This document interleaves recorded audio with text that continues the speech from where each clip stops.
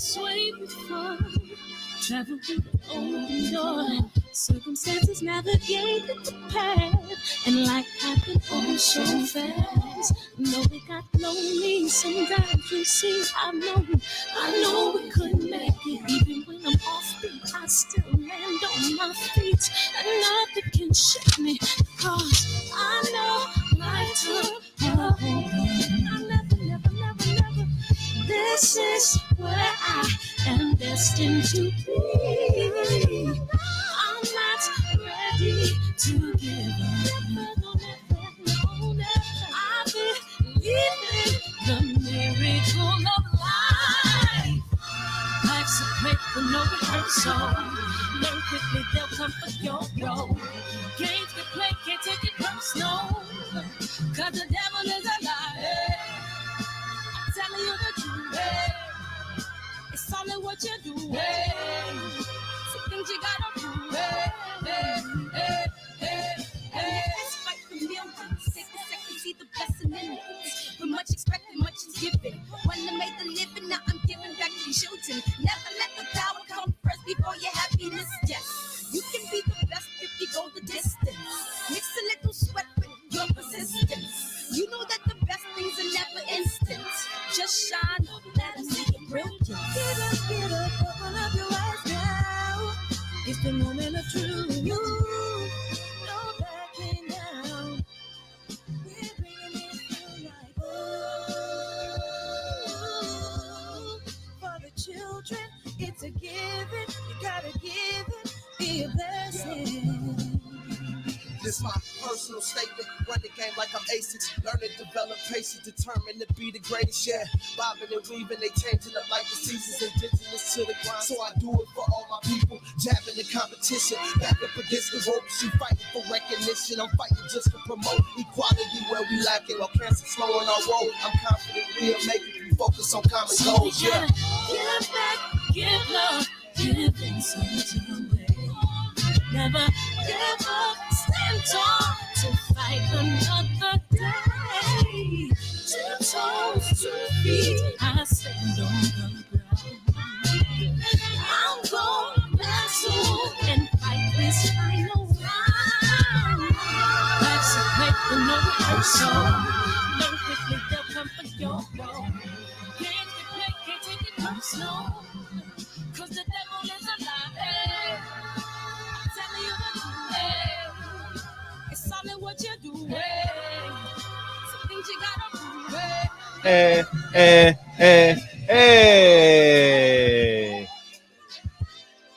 Eric Gones, what's up? Opulent LD, Birdman, Jeff Smith, K Sims, Super Bros, Dion Gale. How about that? Josue, Victor. Hey, the channel growing. Hey, Josue and Victor going back to back. Appreciate y'all, man. Mo City Menace, welcome to the show, man. Welcome to the show. KJ Sean, what's up, Nathan? I totally appreciate y'all coming. We're gonna play this trailer, and the guest is in the building.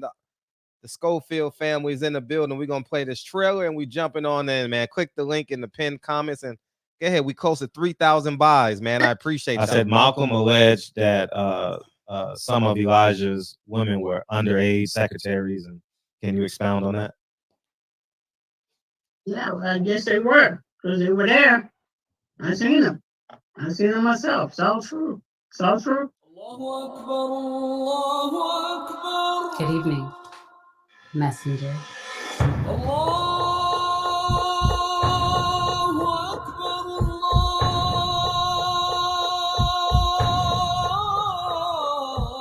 You convinced us that you were the last messenger.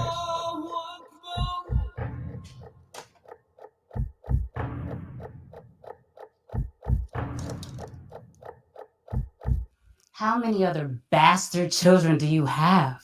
Man, at least 15, they say. At least 15. We're going to welcome the Schofield family in the building, man. We totally appreciate y'all coming into the shop. Thank you so much. You should turn your phone the long way so we can see both of y'all. All right. yeah. Welcome to prime time now. What's What's going up? How you on? doing, sir? Appreciate y'all. Who's playing in the background? Is it Sunday? I mean, is it Thursday? No, it's Tuesday. Nah, that's me on the screen. Oh, okay. I saw basketball. Do you play ball too? Or no? Something like that, but you know he like to hate on my skills, so we ain't finna get into that. Hey, I'm about to remodel my backyard, and we putting a basketball court up. I can't wait to beat up my son and back. I can't wait. I'm looking forward to that, man. I'm looking forward to elbowing and chipping his teeth. You know what I mean? How are you feeling? I'm feeling good. Yeah, I thank you for asking. I tested negative mid last week and all that, but I still had like my lung capacity still wasn't there. So I still have it a little bit, but it doesn't impede on my life, but it's still there, you know, in terms of lung capacity. You know what I mean? But it's good. I totally appreciate you asking. Thank you much. Thank you much. So New Jersey to Austin, huh? Yes, sir. Why leave the East Coast and go down south? Is it the gun laws or what was it? Nah, because he was a baby. He was born in Jersey City. I know I that. was from Brooklyn, came to New Jersey, got in trouble, met his mother, and that's how he came into existence in Jersey City. He grew up in Georgia, and that's where he did his amateur career. He started at 8 as an amateur. And then when he wanted to turn professional, I had to find a market that was open for a young man to become a champion and grow. And Austin, Texas haven't had a champion in like 14 years. And so that's what made us move to Austin, Texas. Yeah. And you said Brooklyn first, right? Yes, I'm originally from Brooklyn, New York. Okay, I'm from Harlem. Okay, I'm from Troy, between Prospect and St. Mark's, all projects. Okay, that's what's up. And you didn't want to go back to New York. You said, nah, bump that, right? Nah, because it's easier to raise a kid down south. I felt like it's grass out there. You know, New York, it's not that much grass out there for them to run. You know, it's too crowded now.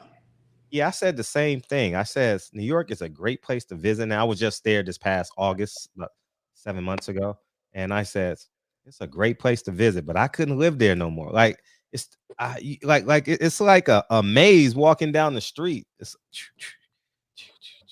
you know, and I'm like, nah. I think LA is where I'm going to reside, but I would like to buy a home in Texas at some point, though, as well. Not Austin, though, but in somewhere probably in Dallas. What's wrong with Austin? I've never been to Austin. I've never been, but I went to Dallas for the Errol Spence Mikey Garcia fight, and that's when because I got there on a Tuesday, and I really entrenched myself into as much as a Dallas culture as possible. And I had a great time. I went to a fight previous, but I just went there, went straight to work, stayed in the hotel, and did that stuff. But I got there on a Tuesday for the Mikey Garcia fight, and I was like, yo, I like Dallas, you know. So I like Houston too, though. I went for the Charlo fight, and I liked it. I liked it. How are you? How you like Austin? I love Austin. Austin is peaceful. It's lakes, grass. You know, Austin is home. I love it there. How's the weight cut in there? How's the outdoor running and stuff? Is that pretty challenging around this time of year? Not really. Not really? Because you don't run the outdoors. Yeah, I don't really run outdoors. Really? Nah. Wow. He tried to keep me inside, away from the car fumes and whatnot. And then I'll probably run the lake once in a while, but that's about it. Wow. Are you running around lakes and stuff too? Oh yeah, you living the good life, man.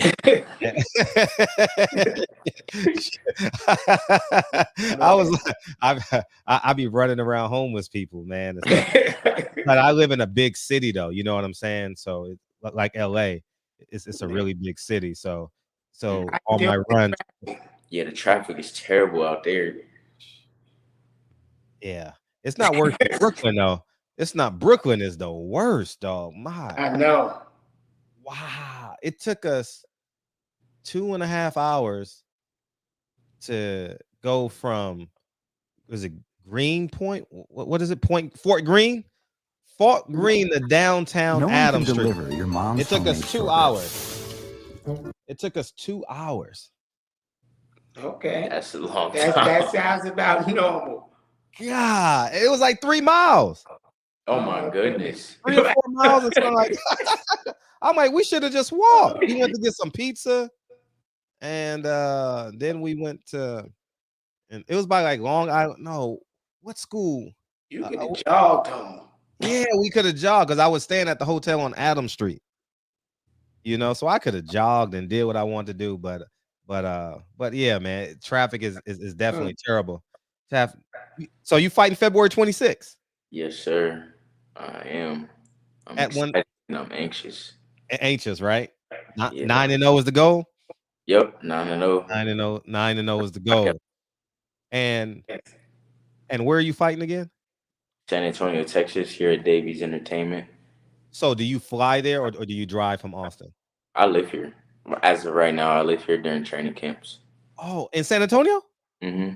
Oh, dope. So how is life different from training camp to normal life? Can you give us an insight?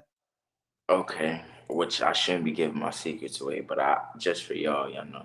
So nothing really changed. I just I was gonna see where you gonna go. I just start my dieting, my meal plans.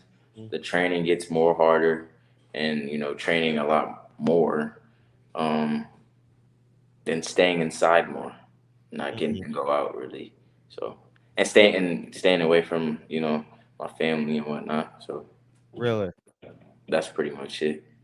Dad, how was the transition going from New York, New Jersey, the tri-state area to Austin and raising a family? Oh, it wasn't that hard at all. Now, I was forced into the situation. Oh. I was doing music, and I had to get custody of Floyd, so that he wasn't in the state. So once I got custody of him, they told me I had to get a normal job and leave the music industry. So it was just a grind. Once you're in a situation and you grind it for something, you actually it don't seem that bad because you got something you grinded for. No, you absolutely right. And I read a headline that read from homeless to main event. Yep. Yeah, it was a grind. It was a grind. Elaborate on that if you don't mind. Like the sacrifices and the obstacles that you both had to overcome, if you don't mind. I gave up my whole childhood for this, and I love it. Yeah, that is true. That is true. But I can be a child after this is all done with. Wait, no. Yeah, and not a child. Not a child, but I can still have my fun that I missed out on. You have your freedom. Sure. So we have a purpose. So the grind don't seem so bad, but just being a brown man in a society that was not to be no Malcolm, praise be to him and everything, but not to be that way. Just as a brown man and two brown men in a system that don't have infrastructure for brown men that need assistance, it was a grind. You have to get on your grind. But every day I came home to this guy who was talking about he was gonna be the greatest boxer of all time. That he gave us something to reach for. So the hard times didn't seem hard because our mind stayed on the end result. So to see it manifesting, it's amazing to me. So we still grinding. This is our pursuit of happiness because we want to help others, but it's good. Now, he said he gave up his childhood. What sacrifices did you have to give up? I didn't get to go out with friends. I couldn't eat snacks when I wanted to eat snacks because, I had to always make weight, even starting at 8 years old. Not having girlfriends, being able to keep friends or associates, not being able to play as much games as I wanted to because I was always training. It's a lot. It's a lot. Do you regret any of it? Nope. I do not. Because now, no offense, but I see some of those so-called friends and associates, they work in 9 to 5s, which nothing is wrong, but You know, probably if I was hanging around them all the time, you know, I'd probably been doing the same thing. I focused on my boxing. So I don't regret not 1 second of it. It gets hard though. I ain't even gonna lie, it gets hard. But that's all part of the journey. Who chose boxing? What do you mean? I think boxing chose us because my father used to teach me to go on the streets and beat people up. They used to have street fights with kids back then. And the kids would still be friends the next day. It's just like their little neighborhood competition. So I grew up in a whole different era. So I think it was forced upon us because when I went through hard times, the only trade that I could give him that I know he could make money from if anything happened to me was boxing. And it just keep watching him grow. It's like I'm glad we made that decision. Yeah. That's interesting that you said the only trade that I could give my son was boxing, and prior to that you talked about the systemic oppression of brown people. Do you see a connection there at all? Rephrase that question. No, he broke it down, made it sound like all professional was. No, because no, because you said the only trade you could give him was boxing. Yes. You know, like someone else might say $10 million worth of property.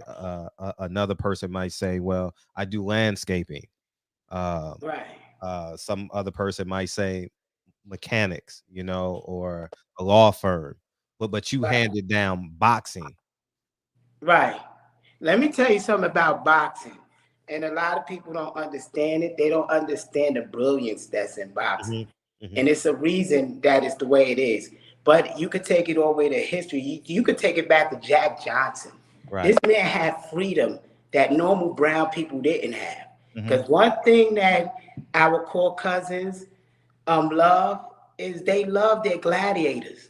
They love the ones that's doing it that way. And the best thing that I could give them that would give them freedom in a system like this was that to be that type of entertainer. And I hate to say it's like that, but it's a lot harder, you know, for people that don't have the resources. But that's an area that even people that don't have resources can make it through. Yeah. I can hear people in the background saying, why do you use brown as opposed to black or vice versa? Because I learned colors in school. And listen, I already know what they're thinking in the chat. That's why I don't want no mark on my back, y'all. Y'all not, come on, y'all can't walk me into this like this. You know, I'm not no leader for nobody, please. Anybody that's watching it. Nah, but why you say I learned them in school? Because it's just common sense. You get something black and put it by your skin. What color are you? Brown? You get a white, you put it by you. It's like we Cain and Abel. We fighting each other while the planet is dying. It's like it's crazy that humans, we fight over the craziest things. But we say we the most advanced species. I think as a species, we need to grow, but we're not going to get that deep on it. Okay. But I believe that we need to grow. Okay. Rob G Film says, hey, we got some video work in and make some dope branding content. I fully back Kid Austin.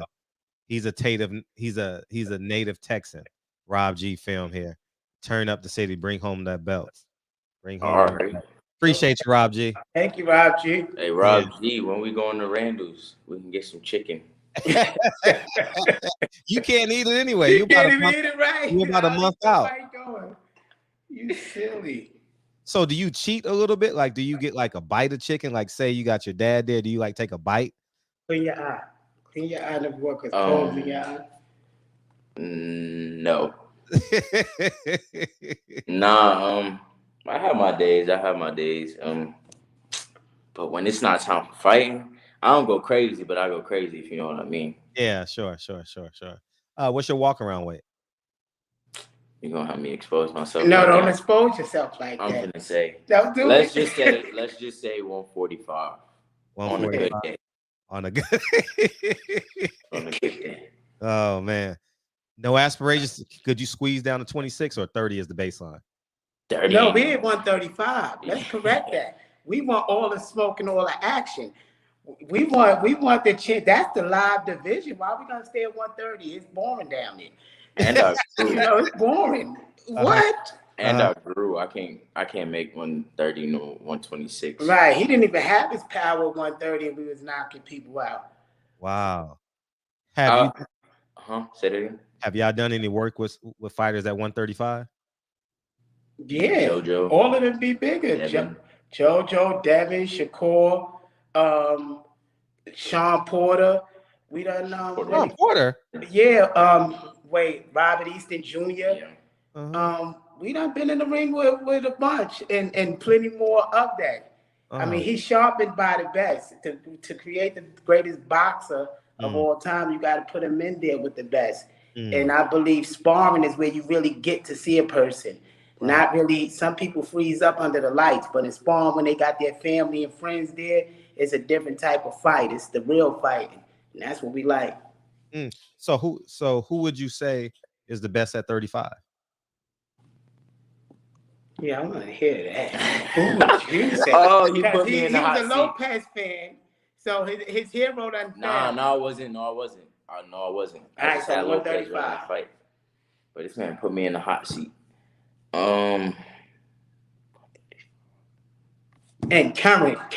Don't let him trick you. Not back in the day, 135. Current 135. Today. Oh my God.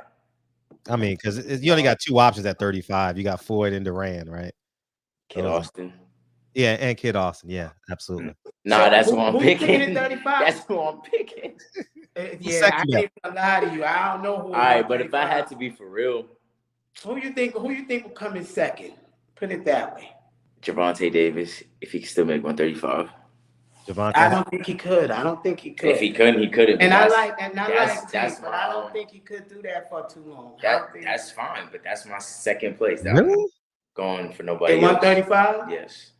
There ain't no third place. That's who I would say would be your second. I ain't saying no names. I ain't even gonna lie about that. That's the only one I think could keep up a little bit. How would Devin fare? You said you sparred him, Devin. What? Don't get him started, man. Please do. What? I don't know. I'm asking. I believe, and I say this on every interview, no disrespect to them. I love the Haneys, and we look forward to sharing the ring with them. But I only give Devin 4 rounds at the most. At the most. Devin's a world champ. He sparred Devin while Devin was the world champ, and he didn't even have an amateur fight yet. I mean, a pro fight yet, and he hurt Devin. It ain't no secret out there. He hurt Devin in the fight as an amateur. He's way bigger, way more sharpened. Devin wouldn't stand 4 rounds with him. And that's not speculation. Nobody ever came out and disagreed with me. No champion. Oh, Bill gonna hear this. Bill gonna text me right now. Send the link. No, I give Devin the 3rd spot. Kambosos, I feel like he's too small for 35. Teofimo get number 4, and I ain't even putting Ryan in there. So yeah, Ryan is. How many rounds did you and Devin do? I didn't even know y'all sparred. What? Yeah, we sparred. We sparred like 20. Yeah, we went through a big thing, me and Bill, over this where we challenged. Oh, I remember now. Oh, yeah. I saw the video. Now it's coming back to me. Yeah. I remember you did a video in the gym. Yeah, I had an issue with him during that time. Yeah, I didn't know that. It just hit me just now. Yeah. But let me tell you, we made peace with those brothers. The whole team, our teams is like interweaving. We mess with the same people, and they gave themselves to Allah. So we try not to impede on past. Yeah, that's great. Past problems. That's great. So Devin versus Kambosos, you picked Devin. Yeah. Devin should win that, and you picked Tank over Devin if they ever fought. 50-50. Yeah, that's a 50-50 thing. What skill set that Devin has that the normal eye can't see? His jab. Andre Ward said the jab is the most important weapon in boxing. He has an amazing jab, and He has a long jab. yeah, The way that he long. positions himself makes it longer. He has a Cuban jab. I think he'll frustrate Tank, to be honest, but then Tank does have that Power. one punch knockout power at any time. And Devin leave his body open. So that's what makes it a 50-50 on who could correct. Because we don't want to tell the whole game plan, but we studied these people. Devin make flaws that Tank could capitalize on, but Devin reach. Really? It went down the wrong pipe. But Devin reach is something. And Tank will have to take punishment coming in. Right. So it's 50-50. How would you rate Devin's power? That's what I talked to Bill. Just like, generally speaking. Me personally, like, how do you want me to rate it? About compare him to like we've seen Tank power. So like Tank power being a 10. So the fans can get a perspective. Never got hit by Tank.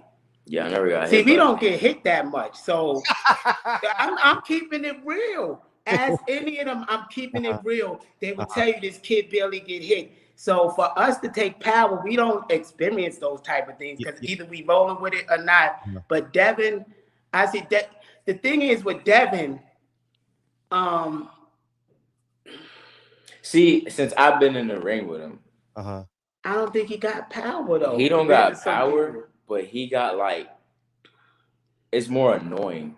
So like if you got hit with the jab, it's like it's not power, but it's like you just notice it. Like it's no power. Yeah. It's thing. Like he's just fast. That's all it is. Oh, he's super. Yeah, his reflexes are. I'll tell you one thing. I went to his Linares fight.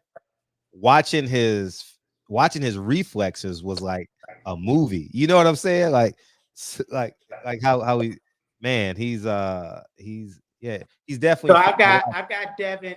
I got Devin. Not to cut you off, Paul. Oh, please. I got Devin in my top 3. I got, besides him, Devin and Shakur. I think their boxing skills in the end will determine. It will be one more that'll make the 4th king. But I think that's who the 4 kings will be in about another 3 years, 4 years. I think those are the ones who will reign. The other ones I think will kind of fall down. They'll take too much punishment, and it will start showing later in the career.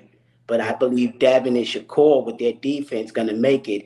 So those are the ones that we think about sharing the ring with. So when we talk about them, it's with honor, but we're going to win those fights. Oh, you definitely want to win those fights. And do you think Devin's power will get better at 140? This not being funny or anything, but I think if he could get some muscles in his legs, then yeah. That's no disrespect, though. Oh, no, it's not. Like I said, he needs to hear it. Devin is skilled, but Devin is a grown man. So what Floyd comparing it to, Floyd is 18. He just turned 19. So he haven't even reached his grown man body and strength yet. So he rating the grown man. So to him, Devin is like his power wouldn't be nothing with him in his prime. So that's what he's grading it on, and that's why. But if you rate Devin now in his prime to who Tank in his prime, Tank will have the power over him. If you rank him to Ryan Garcia, who will have the speed? Ryan got a great hook. Devin got a straight right. So it got to be a contrast to what we measuring to. And don't get me wrong, that he has no power to me. People react different when they get hit. You know, he might hit somebody and they might get scared, like, oh, he got popped. Yeah. So to me, I've been getting hit since I was 8. Like I got used to punches. So, you know, probably to somebody else, he might get knockouts, you know.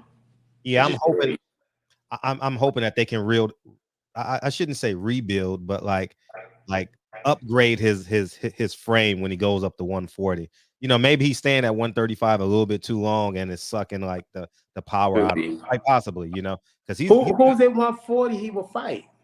Wow. Josh Taylor, right? Josh Taylor. That's no way Bob would give him those 4 belts. I doubt it. Yeah, you know, and because Bob got Zapata, he got Jose Ramirez. He got who would Devin fight? It was just Fimo Lopez.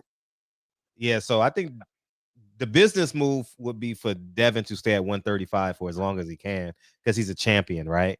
And then move up to 140 when Josh Taylor decides to go to 147. you know, and hopefully get in one of those spots to actually get a belt, you know. But they know that, and I mean, they know the business in the game. They know what they got to do Right. to do that. So you say you don't get hit. So you're a mixture of I saw the fight. So you're a mixture of Pernell Whitaker and No, not Pernell. who would you say? Who would you say? Because you gotta remember, and no disrespect to the young man, we don't want to be slurring at the end of our career. That Amen. training, he took a lot of punishment in the training to make him look that good in the ring. I built the foundation off of defense, and then the Right. offense came off of that years after Right. defense was programmed into him. So Right. him not getting hit, you have to go back to the Willie Pep, when Willie Pep was pivoting and how he was winning on his angles and things like that. He was built upon, because the first thing he learned was his feet and studying Willie Pep. And then we went on up when we wanted to throw the power, we studied Sugar Ray Robinson. And so he built upon that. So he was homeschooled. So he would stay home, program himself with boxing. So what y'all see in the ring will be an encyclopedia of boxing, of classic fights. So it's hard to mix because he's mixed with so much. And he's still growing. He don't have his full brain yet. He's still a baby. He's only 19 years old. Right. He can reach his 20s. Right. What have you learned about the business of boxing? It's Me full or of him? shit.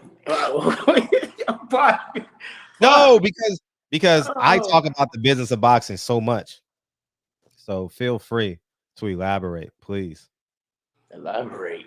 Business is business. Whether it's boxing or anything else, it's business. And that paperwork got to be serious. Snake's going to come with smiles on the face, the wolves in sheep clothing, all that shit come true.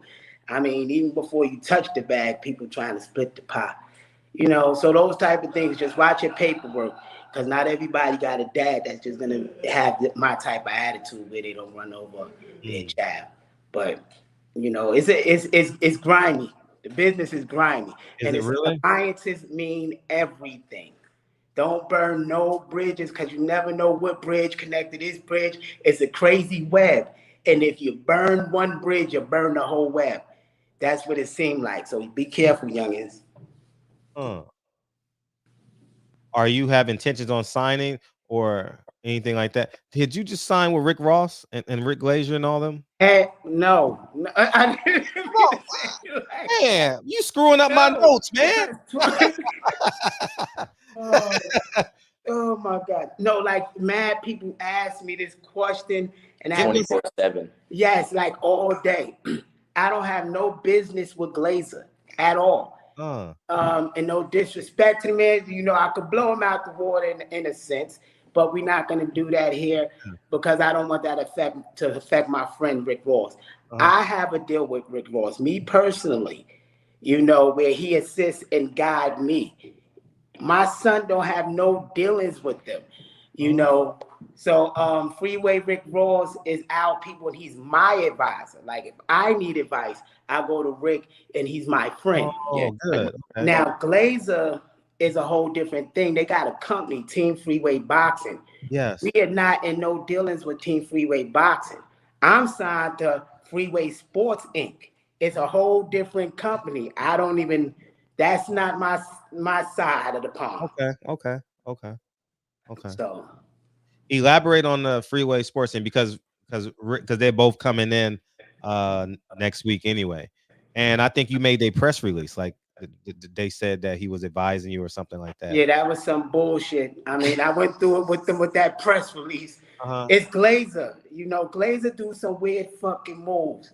And, you know, and I know you hear this a lot. Glazer do some I just started hearing it. Oh, you know, he do some snaky ass moves. That's why we can't deal with him. But I told him that's, you know, he's infringing on his trademark. You cannot use his image like we signed to that company. We not signed to that company. We don't have no dealings with that company. Freeway Sports, we the only thing over there. It's like, you know, it's us because we building FS Promotions and they was going to do that as a joint venture, him and Freeway.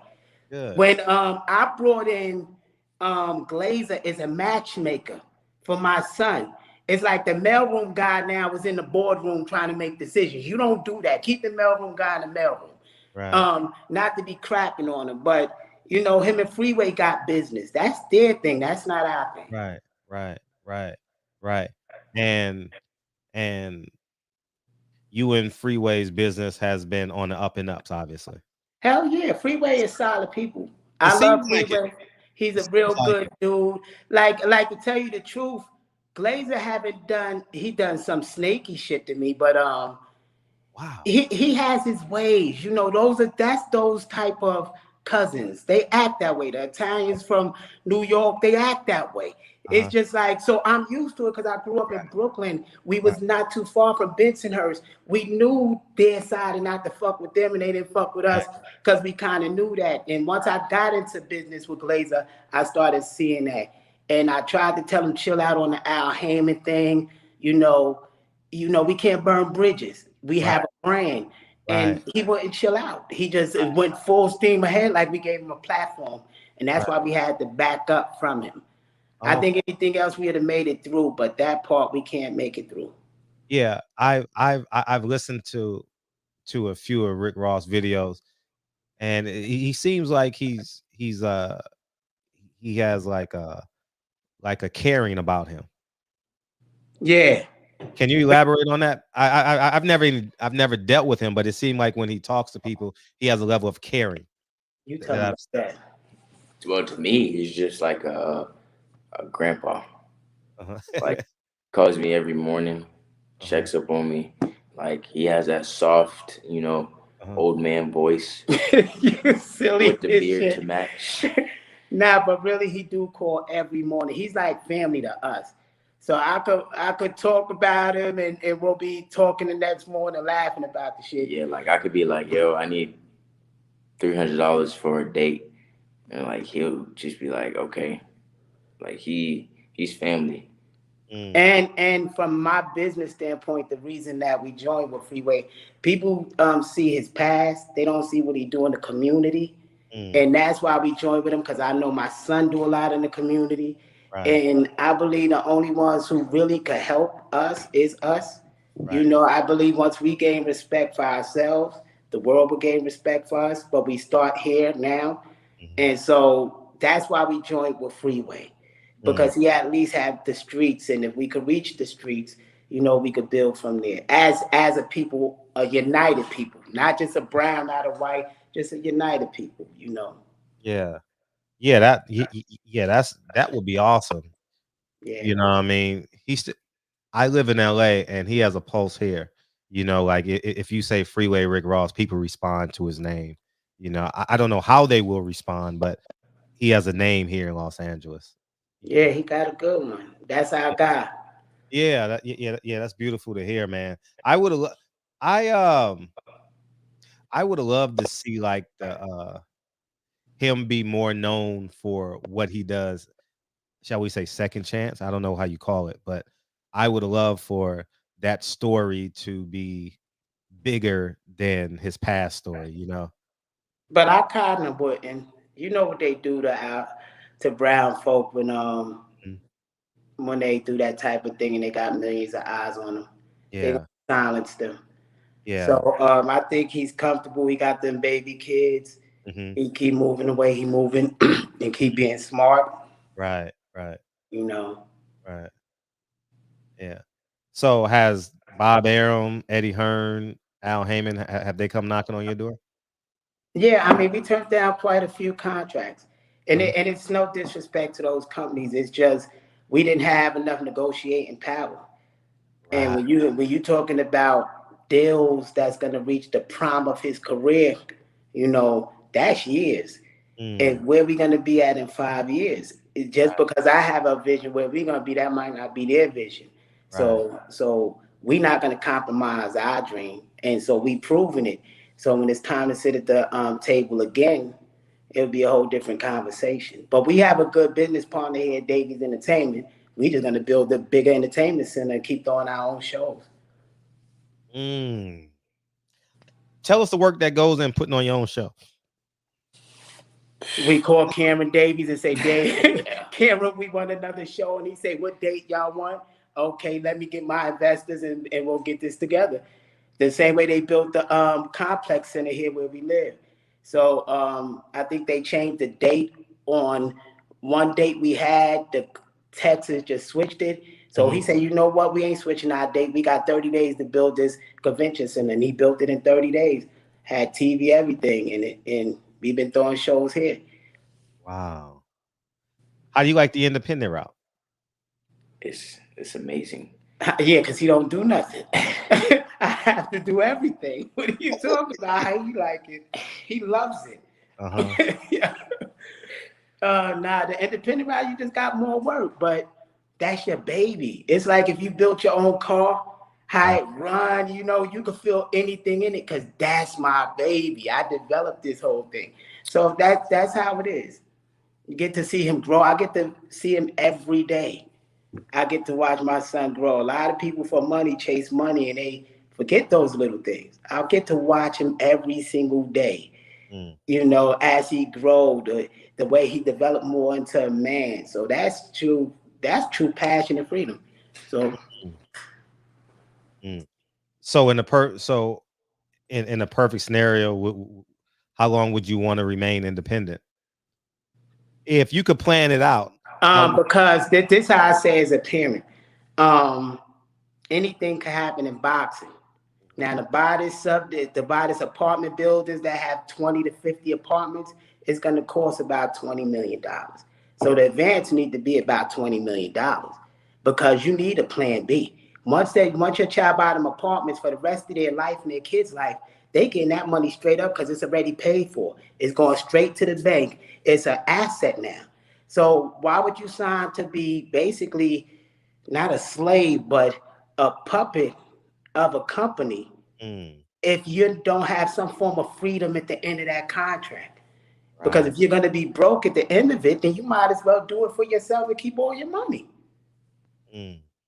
And right now, most fighters is probably making what? If they doing 8-round fights where he had $5,000, where he bringing $50,000, it's just independent route. It's a huge difference. Besides your NFTs, besides percentage of the ball, besides the percentage of the door, besides your merch, besides your streaming, you keep all that money, it's yours. So who gonna shut you down? The internet, you can stream it. You got your complex center. Who can stop you? So it's definitely more than $5,000. Way more. So when they sit down at the table with you, from a promoter standpoint, they got to make money.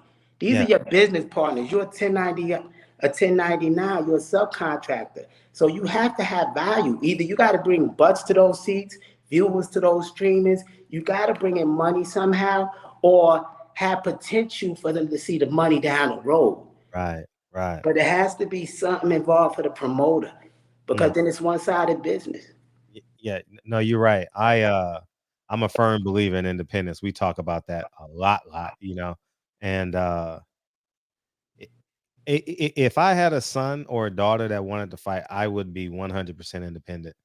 Like, it's no way I could see myself waiting on Bob to give me a fight date.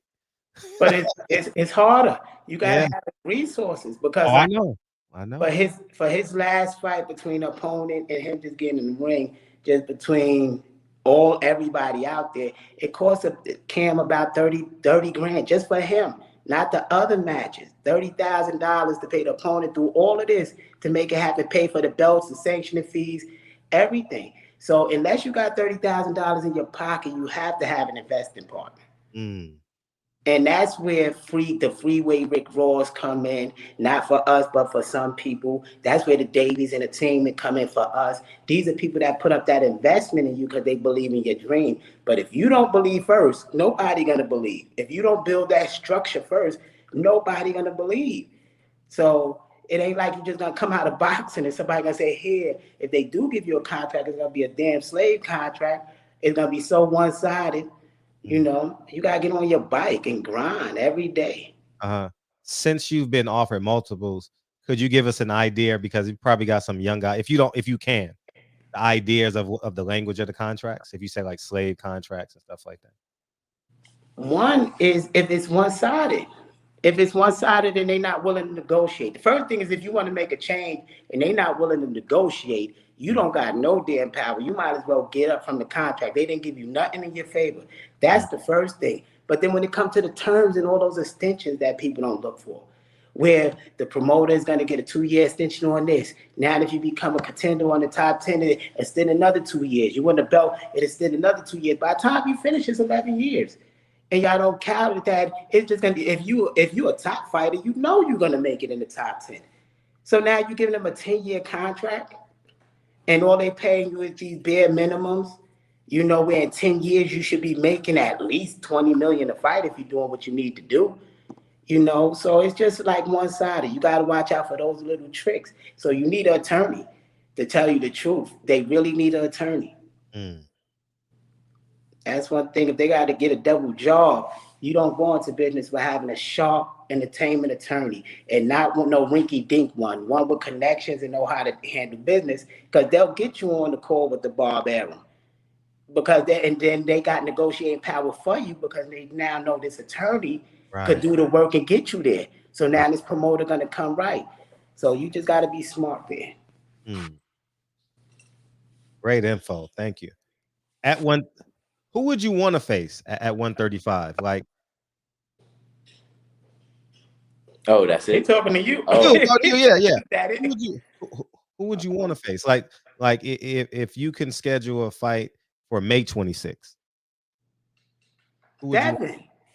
Devin. What? Devin is the first one. Don't even play with me. And then the only one I will wait for is Tank. Tank will be his last one because he got to get more of his bro man strength. Because Tank, he's gonna outbox Tank. I just want him to have more strength to every time he hit and breaking him down. Because Tank do have a hard ass head. You know, let's keep it real. And Tank do got that dynamite power. You need a grown man body to absorb that power. You can't go in there with this little kid frame. Hey, first of all, I ain't got no little kid. You develop, but you still watch when you have a grown man body. It's gonna be a whole different ball game. Man, you can't be up here. So you saying your little kid body can go in there with a world champion like Devin? We would destroy Devin. We've been in there with Devin. Okay. So it's no secret. Those, like, ask JoJo, ask any of these champions. None of them come out and say differently. That's the part I get. I would say ask JoJo. His performance with Devin and that sparring. Which one is cracked and which one is good? And and we can't give out secrets, but it's the truth. It's the truth. No champion came out and said differently. So this ain't like speculation. Like, I've been online for over a year telling about this. He's one of the greatest ever. He been in there with these. Not one of them came out and said he lying. So it ain't like I gotta argue with anybody out there. The proof is out there. Anybody could come forth and say, yo, they lying. This kid can't rock like that. This kid don't get hit like that. This kid can't dodge punches like that. If anything, they say, yo, we might not be able to use you this camp because we can't risk hurting the champions. So I mean, there is a difference between. No, I'm just saying no names. I'm just saying in general that's really what's real. I thought you were going to say a name. I was like, okay.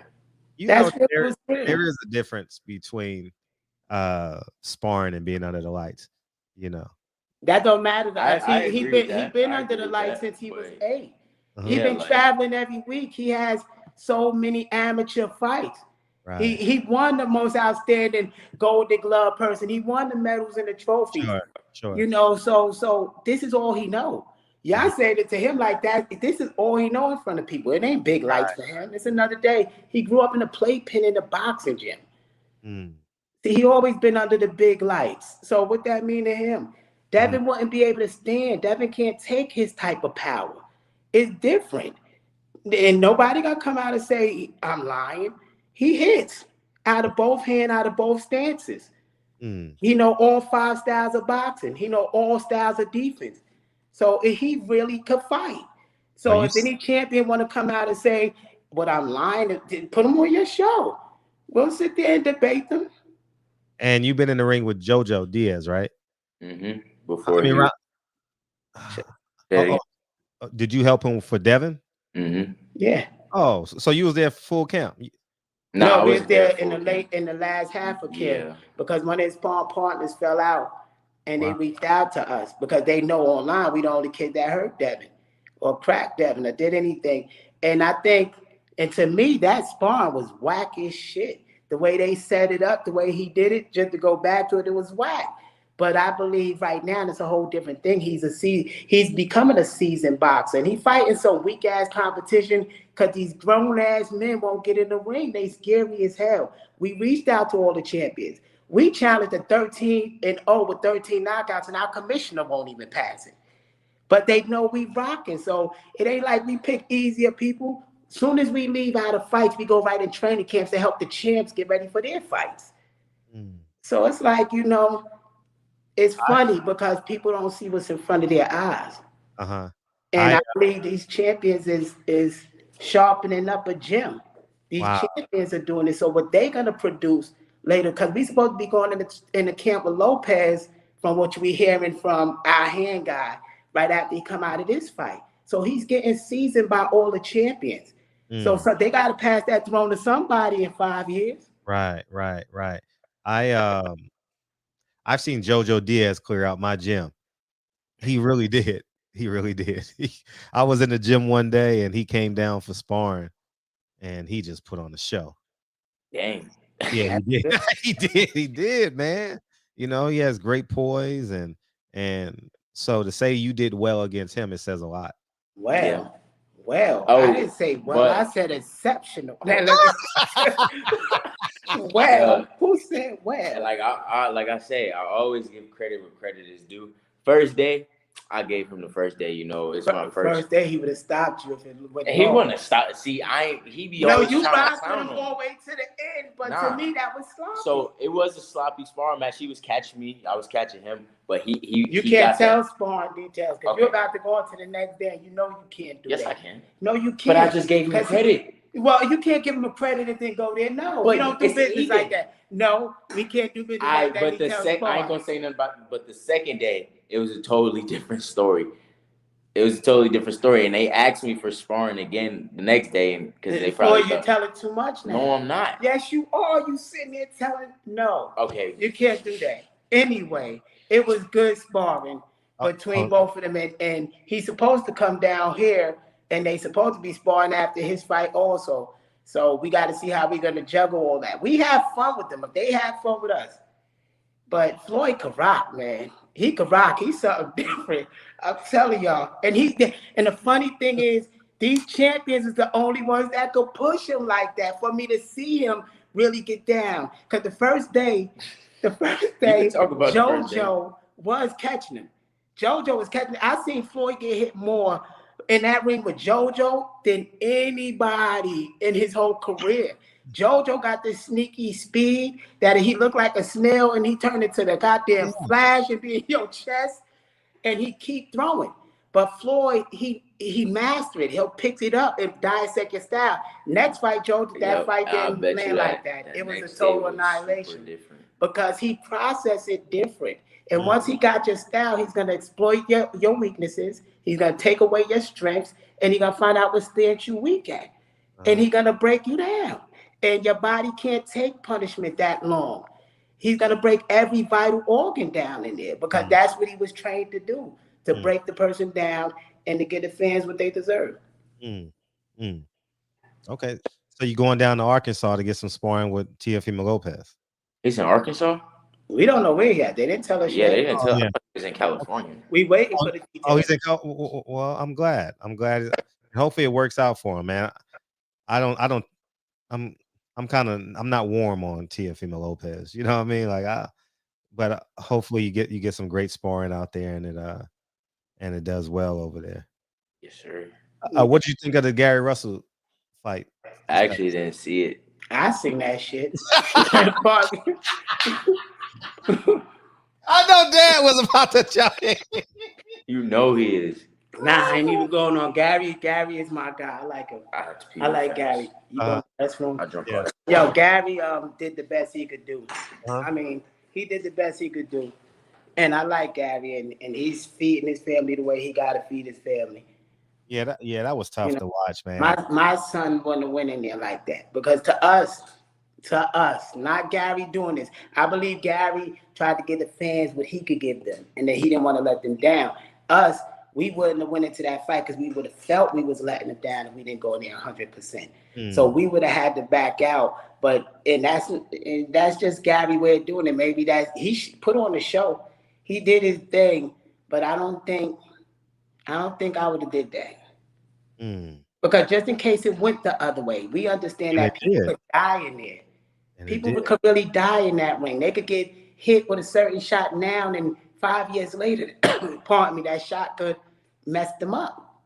Right. So I don't think he should have risked that if he didn't have both weapons. Why would you go in there with just one weapon and the guy got two weapons? That don't make any sense. Yeah. How about Gary Antoine Russell? What's your take on him? I like all of Russell's guys. You gotta remember we grew up looking up to them while Floyd was growing up. You know, those are our look at our Roy Joneses out of the amateur thing, seeing how they was moving and how they was boxing, and their bigger brother was doing so many big things. So, you know, for us, it's a whole different thing. We watching something unfold in front of our eyes. Like, we don't know how he's gonna bounce back. He might bounce back into greatness from that. So we all just watching it. How about Jaron Ennis? Put him in there.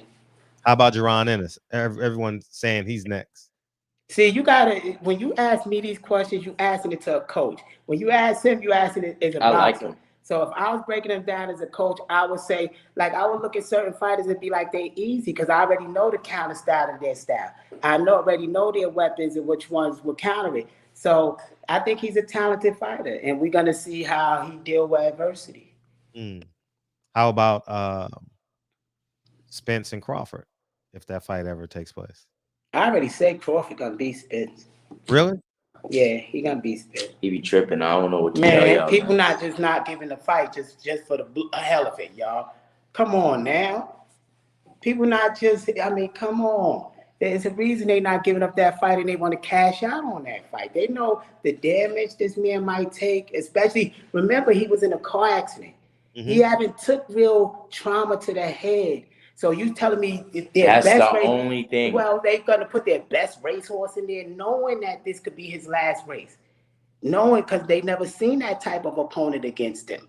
So I would put my money on that other opponent because I don't think he got hit to the point that he's going to get hit on a Crawford fight.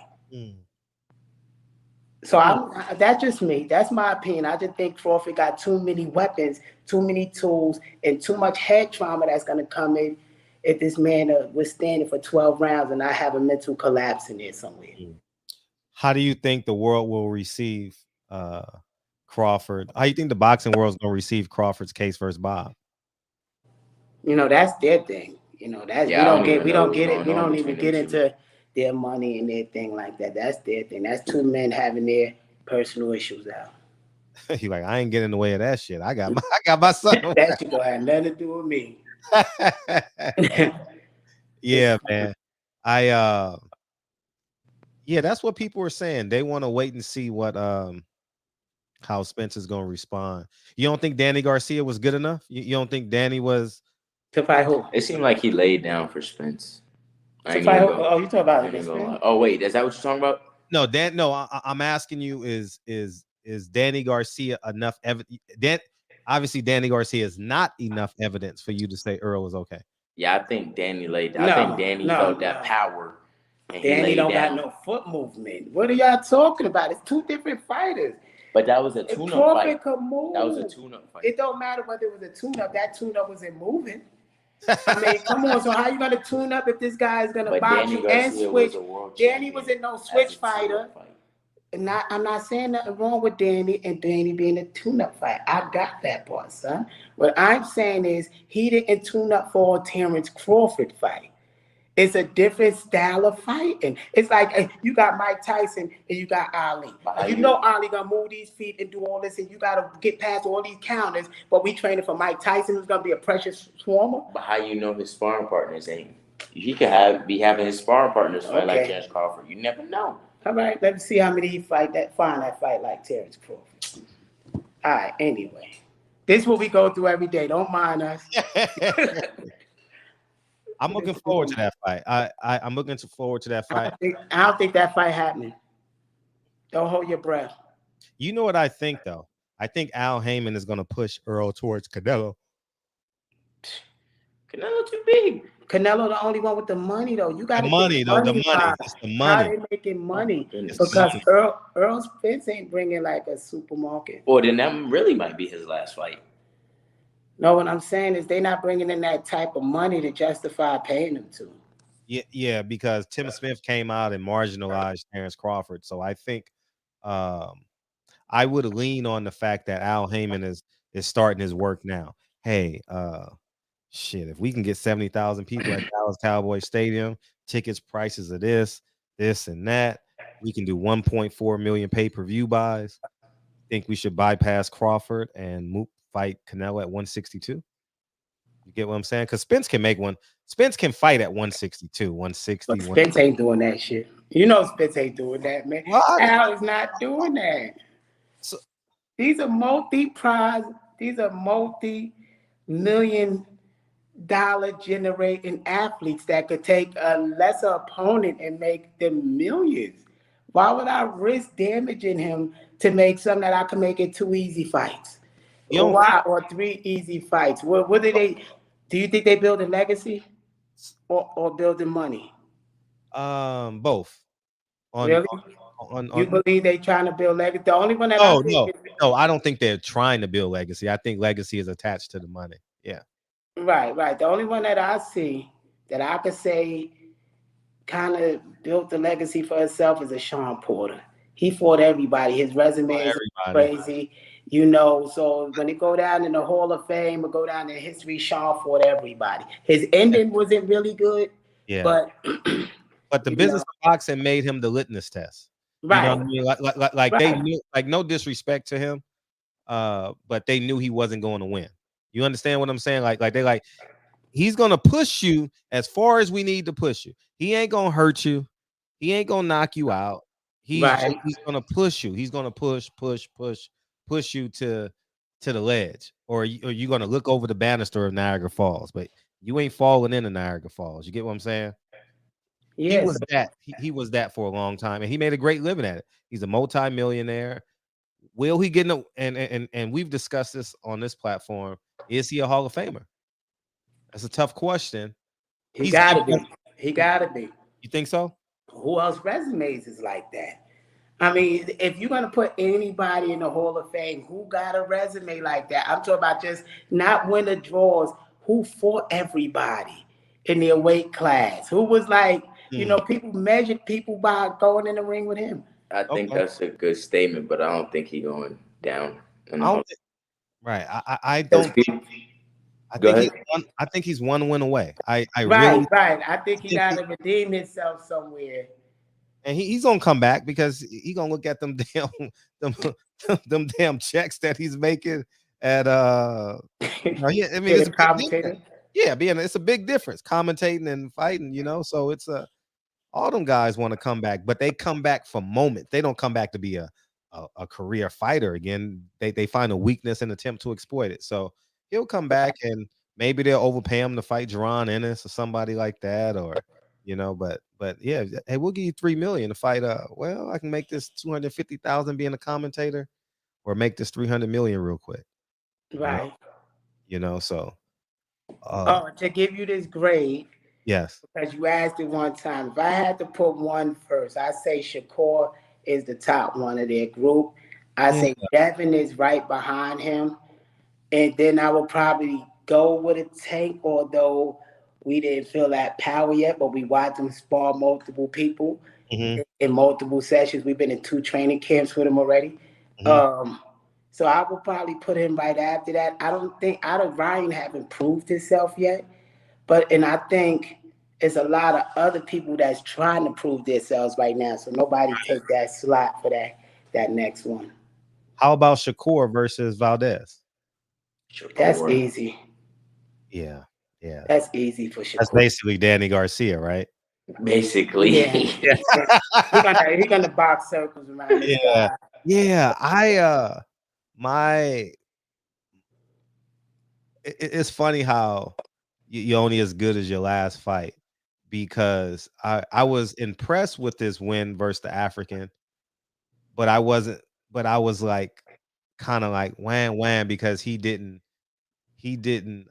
put a period at the end of the sentence. It was like a run-on sentence. The sentence kept on going every round. It just kept on going, kept on going, kept on going. But how he looked against Jamel Herring was very impressive.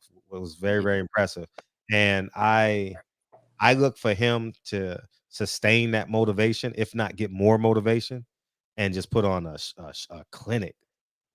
Yeah, I think Shakur is gonna put a clinic on a Yeah. lot of them and make it up there. And I think when him and Kid meet each other, although they friends and although Shakur been very supportive of him, I think the business one day in the future will push them to have to fight each other unless Floyd grow to another weight class. No, but I got to mean, even if you go to another weight class, the fight is still possible. Respect my text says Frank Martin. What was your take on Frank Martin on New Year's Day? You see Frank Martin fight? I didn't watch his fight. Oh, you didn't watch him? Have you Oh, seen?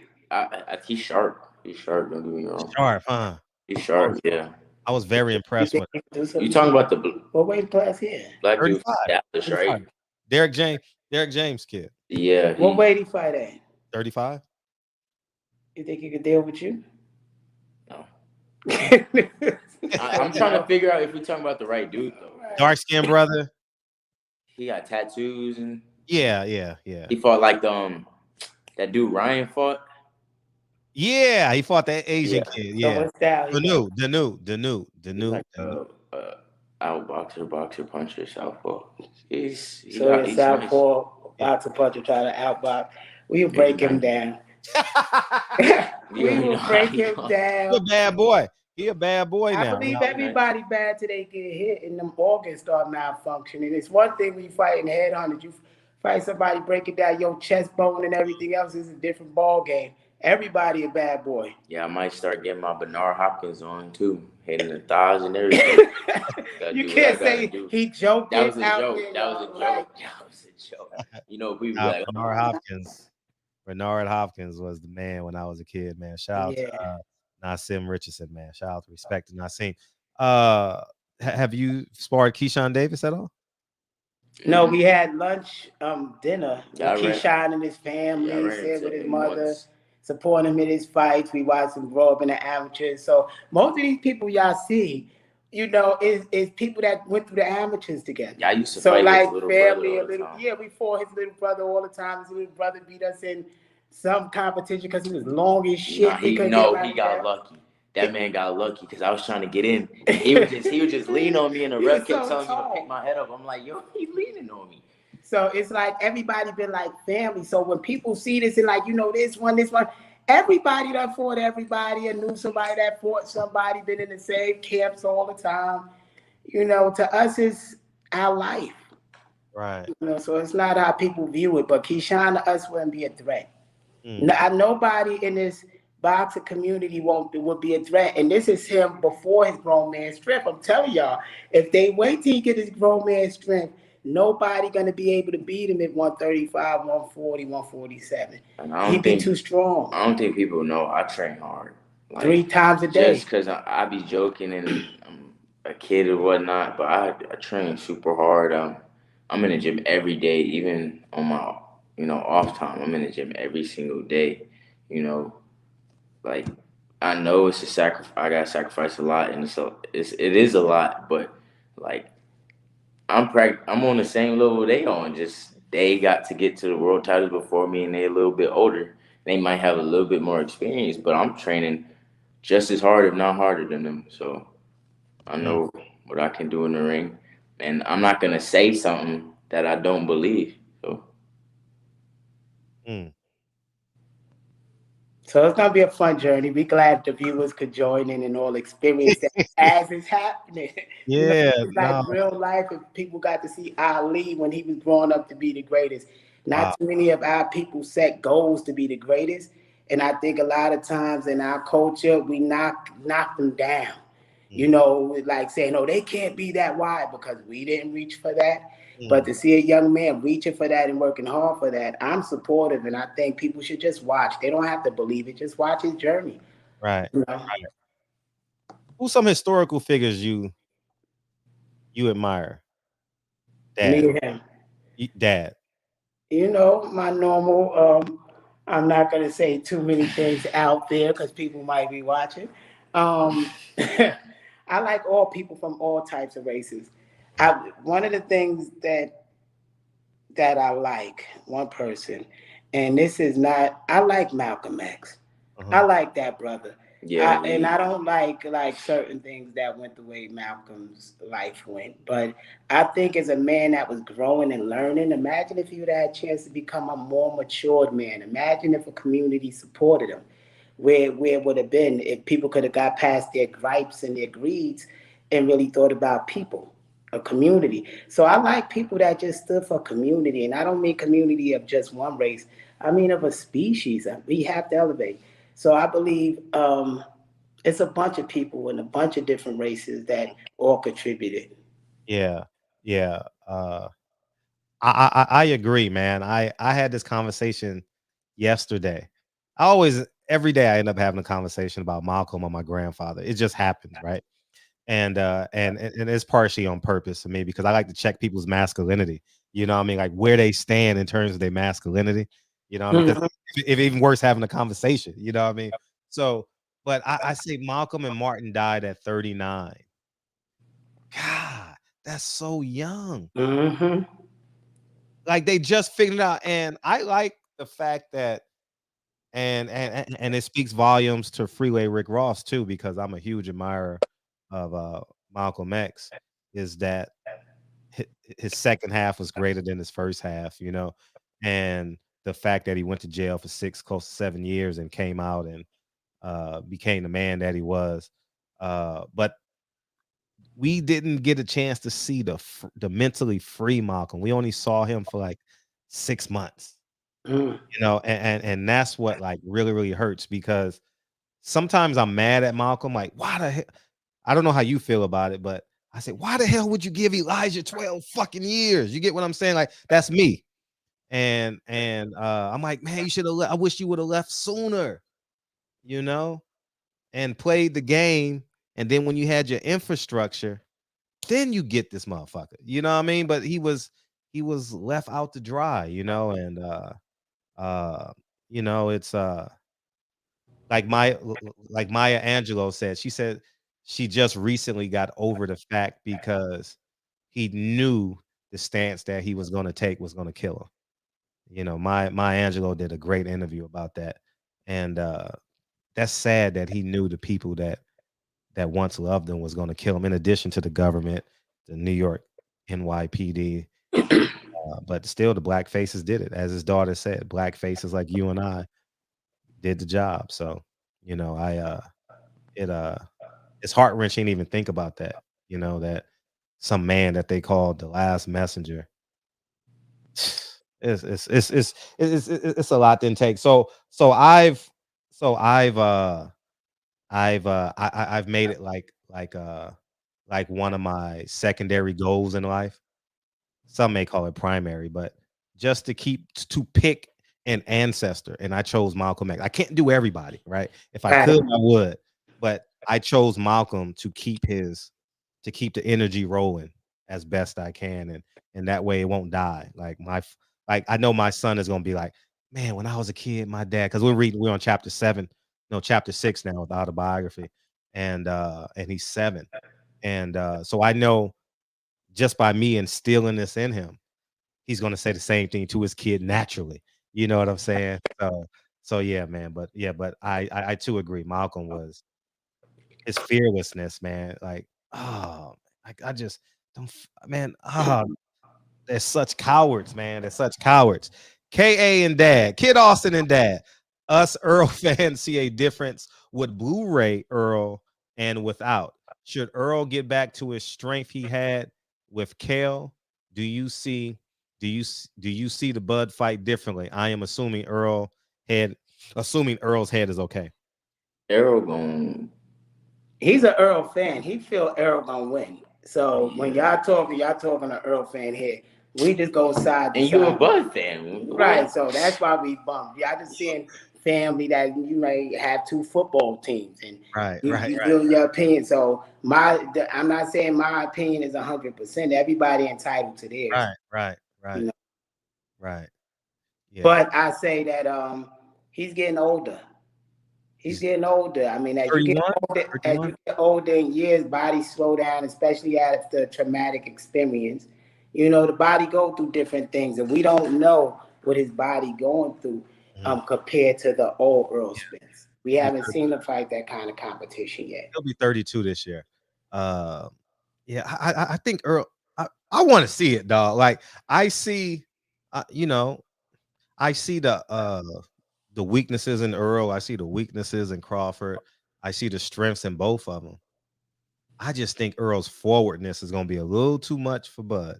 Oh, Sean's wasn't? But Sean, man, come on, man. Cut it out. Now, Earl Spence, there's levels. Earl Spence is there's a levels to this. Earl Spence is a flat-footed fighter. So his steps is slower than the guy on the ball of his feet, pivoting. You know, you see what happened once Crawford felt he was down in the fight? You seen the animal that's in there? Just in case he bring that animal out the whole fight against Earl. Did we see Earl take all those shots to the head that he would take? That's all I'm saying. And nobody could say that they seen him take shots like that after his car accident. Right. So all of us is speculating, but I'm gambling on the science of the body that I got my degree in, the science of the body. I don't think after that traumatic experience, his body going to take a big beating. No, that's fair. No, I'm saying, you know what? I wouldn't even be mad. And I'm willing, because I'm assuming Earl is pragmatic enough to say, I respect the fans that say, well, they ain't seen me, you know what I mean? They ain't seen me get in the ring yet, and they may still have questions about my eye and my body, but, you know. I think he should fight like Thurman. He should fight the next fighter, either Thurman or Barrios, just to see what he got in that gas tank before he jumped to Crawford. I think he need a tough tune-up fight, not an easy. You don't think Ugas is tough enough? Yeah, Ugas is tough, but I think he's gonna need something else after that. Ugas don't move too much. If he stand there and do the thing he was doing against Pacquiao like this, he's not fighting like Earl Spence will fight. So it really depends on the style they're using. I don't think that's the correct style to get him prepared for Crawford. Okay. Kevin Brower says, rumor that Ryan Garcia is going to fight Tevin Farmer. What do you think? What are you guys' thoughts on that fight? Ain't even worth watching. There's a rumor of Ryan fighting every damn body. He was fighting Tank. He was fighting. He always pop out and pop his shit. And then as soon as the fight come up, there's something wrong with Ryan. He better take that fight with Devin, though. Listen, so I'm not a Ryan fan, and I have the right to be this because I'm a dad. You know, I'm an elder. I have the right to speak like this. I'm not a fan of the young man because that ain't the way boxing was when I was young. It might be that way now where ducking is in season, mental breakdowns, hand issues. We know, man, it's crazy out there. That man is scared to fight. Right? I don't even acknowledge him. Like I don't talk about him. I don't. If they say Ryan is fighting somebody, I don't give a fuck. I don't give two shits about Ryan. Like I mean, now I will say when he was having problems with Golden Boy, I did reach out to him to try and sign him. Like I was like, man, I can do some, but I wouldn't have moved him like that. You know what I mean? Like no, but outside of that, like him, how he moves now and how he sees everybody. How he wants to be on the Summer Jam screen and how he wants to, you know what I mean? And but there is some styles he would still kick their ass, though. I ain't even go front. Anybody problematic with dropping their hand, that goddamn hook is so damn fast, he gonna hurt some of them. Because a lot of those fighters love dropping their hand, so he will get some of them. I think he will clone Kevin Farmer. Yeah, Tevin Farmer, you know that eye, no disrespect, but y'all know that eye is like this and shit. He gonna see them hooks coming a mile away. So I believe Tevin Farmer is the raw fight for him. That nigga eye over here, he's seeing it. Everything coming, he ducking. Don't play with Tevin. Tevin could box. Goddamn, Ryan can't box. Tevin can move. Y'all keep sleeping on Tevin. He better not have no rust on him with me backing him up like this too. He better not come near all rusty and shit. Nah, I think that man, no, Ryan can't beat Devin. He can't beat Tank. He can't beat. I You know mean, why he can't beat Devin? Because Devin is in the Philly shell. That's why Devin. he can't beat Devin. Man, So it's that levels. hook won't work. It's levels to it, man. I've seen like You I got to know. understand this though. Devin and them fought before, so it's a whole different Yeah, thing. they went Fighting 3-3 somebody. in the amateurs. I heard, right? Right, so it's a different thing that they got. So, Yeah, not saying that he will beat Devin. I'm not saying that, I but get. what I'm saying is things that will get exploited. I think about him also from Ryan being in the ring with him. So sometimes, so I But think Devin Ryan got will that give boy. a blueprint. Devin got that boy heart. What? Devin beat him what, like 6 times, 7 So, times. that's a lot of mistakes he made. You never know what experience Yeah, he learned from those yeah, mistakes. So I don't believe he will win, but I yeah. believe people that expose the person that will win the weaknesses of Devin. He is fast though. You gotta give Yeah, him that. yeah. Who, Ryan or Devin? Ryan, both of them. Yeah, both of them. Yeah, both. Yeah, Devin passed my eye test. You know what I mean? Like I'm not comparing your experience to him. I'm comparing like you know how Bill says this, Bill says that. But I said, you know what? I'm gonna go to the Linares fight. I want to see this for myself. I want to see how good he is. And what I saw, I was like, I do believe he has to stop depending on his natural gifts. I think Those he gonna needs be gone after a while. I think he needs to depend on more his boxing technique. You know, what I mean, like how he pulls back instead. Like he does catch in the later rounds, but in the first half of the fights, he's snapping his jab, reflex. And I think he can stay in the pocket and work a little bit, and you know what I mean. And then in the second half of the fight, his opponent would be a lot more fatigued. And I think he's long enough where he can toy with like getting in and out of the clinches and stuff like that because I think he'll be stronger than a lot of 35s. Mm-hmm. I think in this era, Devin style would do good. Yeah, Because yeah, in this era, it's not fighters. They uh-huh. more YouTube boxers, we call them. Yeah, You yeah, know, they not used to getting their bones broken. So all that Devin is one of the top. I'll give Devin that. Like Devin is in his top 5. We always had respect for Devin. mhm. That never been an issue we had. His No, uh, boxing skills are good. yeah, He I've will beat seen it. most of them, but it Uh-huh, won't beat Shakur. It uh-huh. won't be Shakur. And I believe Bill probably won't answer this, but I believe if he was honest, he would answer that would be a challenging fight for them Yeah, against Shakur. But because of the foot movement, Devin, I'm not gonna tell you all his styles, but he keep his feet too wide. He can't fight a switch fighter. His feet can't get in place fast enough. So uh-huh. Devin wouldn't have a chance. And that's what people don't understand is that the foot movement is the chess match. A lot of people forget the science of boxing, the angles. Remember, we studied Willie Pep. Yeah, Devin High feet is too wide. He wouldn't stand a chance. uh, He would be yeah, open bait for us because we would square him up every time. yeah. I like I haven't seen Shakur up close. I know I've seen him fight before, but I haven't gone there with the intentions of like, okay, this is my goal. I just want to sit and see if this kid is the truth. Forget being a fan, forget reacting, and when I saw Devin, I was like, if he can get stronger, and he ain't got to knock people out. He can I because of think his he'll be foot strong. because of his foot placement. He can't get strong. He got a Cuban style of boxing. They're not made for power. They're made for more speed and movement. So Gotcha. his style. If you know the styles in the history of boxing, it's easy to break because you just look at the fighters that fought that style Yeah. that got beat, and you compare all of them. Not giving information because he No, can I change can see that. also. You He see, could see, change it yeah. also to get better. But I'm saying those weaknesses. That's just one of them. Uh-huh. That he's too open for an experienced fighter that really studied the history of boxing. I Mm. believe he's more advanced than a lot of these people. That's why we always compare him and Shakur because Yeah. to us, those are our peers. They Right. got enough knowledge in boxing. Mhm. Like he grew up gaining that. That's more like respect when we talk to them. I get it. But Get we it. also breaking them down of their flaws. And Yeah. I believe Shakur will beat him. And I believe later on, if this in the future, he will beat Shakur. Mm. And that's no beef I'm to looking Shakur forward. because Shakur is still teaching us. We supposed to go spar Shakur again. So Shakur is still teaching us the same.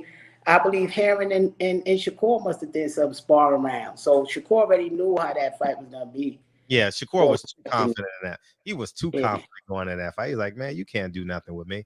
But it's I'm looking forward to it. I'm looking forward to y'all locking horns and getting in the ring. That would be That's exciting. like a mega fight in the future. Like I believe I was talking to Devin's aunt because she come and support Floyd at his fights. Literally our team is the same team damn near. It's like one call Curtis Meek, he's hanging out with Devin, or either if he not his right hand man is, it's like literally that close. CC, their publicist, is also working with us in Freeway. So Yeah. we're in the same circle. I believe they will have a mega fight in the future. I believe the money just will be there. But I believe that's the only way we'll get him in the ring. He ain't getting in the ring for no small money. Here's my wish, then. Here's my wish. Devin continues to grow and grows that Vegas market, right? You grow that Texas market or wherever you, and then y'all fight at 140, and it's for a lot of money, or 47. It's for, I'm pretty sure you can get 10 fights in between now and then and knock 10 guys out, and you know what I mean, and then that will be the fight. Well, how we envision it is Devin will have all the belts at 140. He'll be Oh undisputed. yeah, that'll be even better. Shit, And I we're didn't gonna mean to get all the belts at 135. And then we're gonna challenge Devin. We can either challenge 140, catch weight, but we're gonna prove our thing at the 135. We're not chasing, we don't want people to believe we chasing Devin. Devin got his own mountain to climb. Yeah. We got to clear out this whole division and get our belts, because our goal is to be 4-division undisputed champion. So we don't care about a Devin. A Devin is just a glimpse in our little thing. Oh, I get it. And that's the way it should be. Everybody should be, you know what I mean, a stepping stone, you know, per se, because you guys are ultimately competitors, you know. Lawrence, double back. Appreciate you, Lawrence. Kid Austin and Dad, thoughts on Wilder Fury 3. Kid Austin, how long do you see yourself boxing? And please don't change and try to please mainstream media. Man, I ain't changing for nobody. I'm stay the same, you know.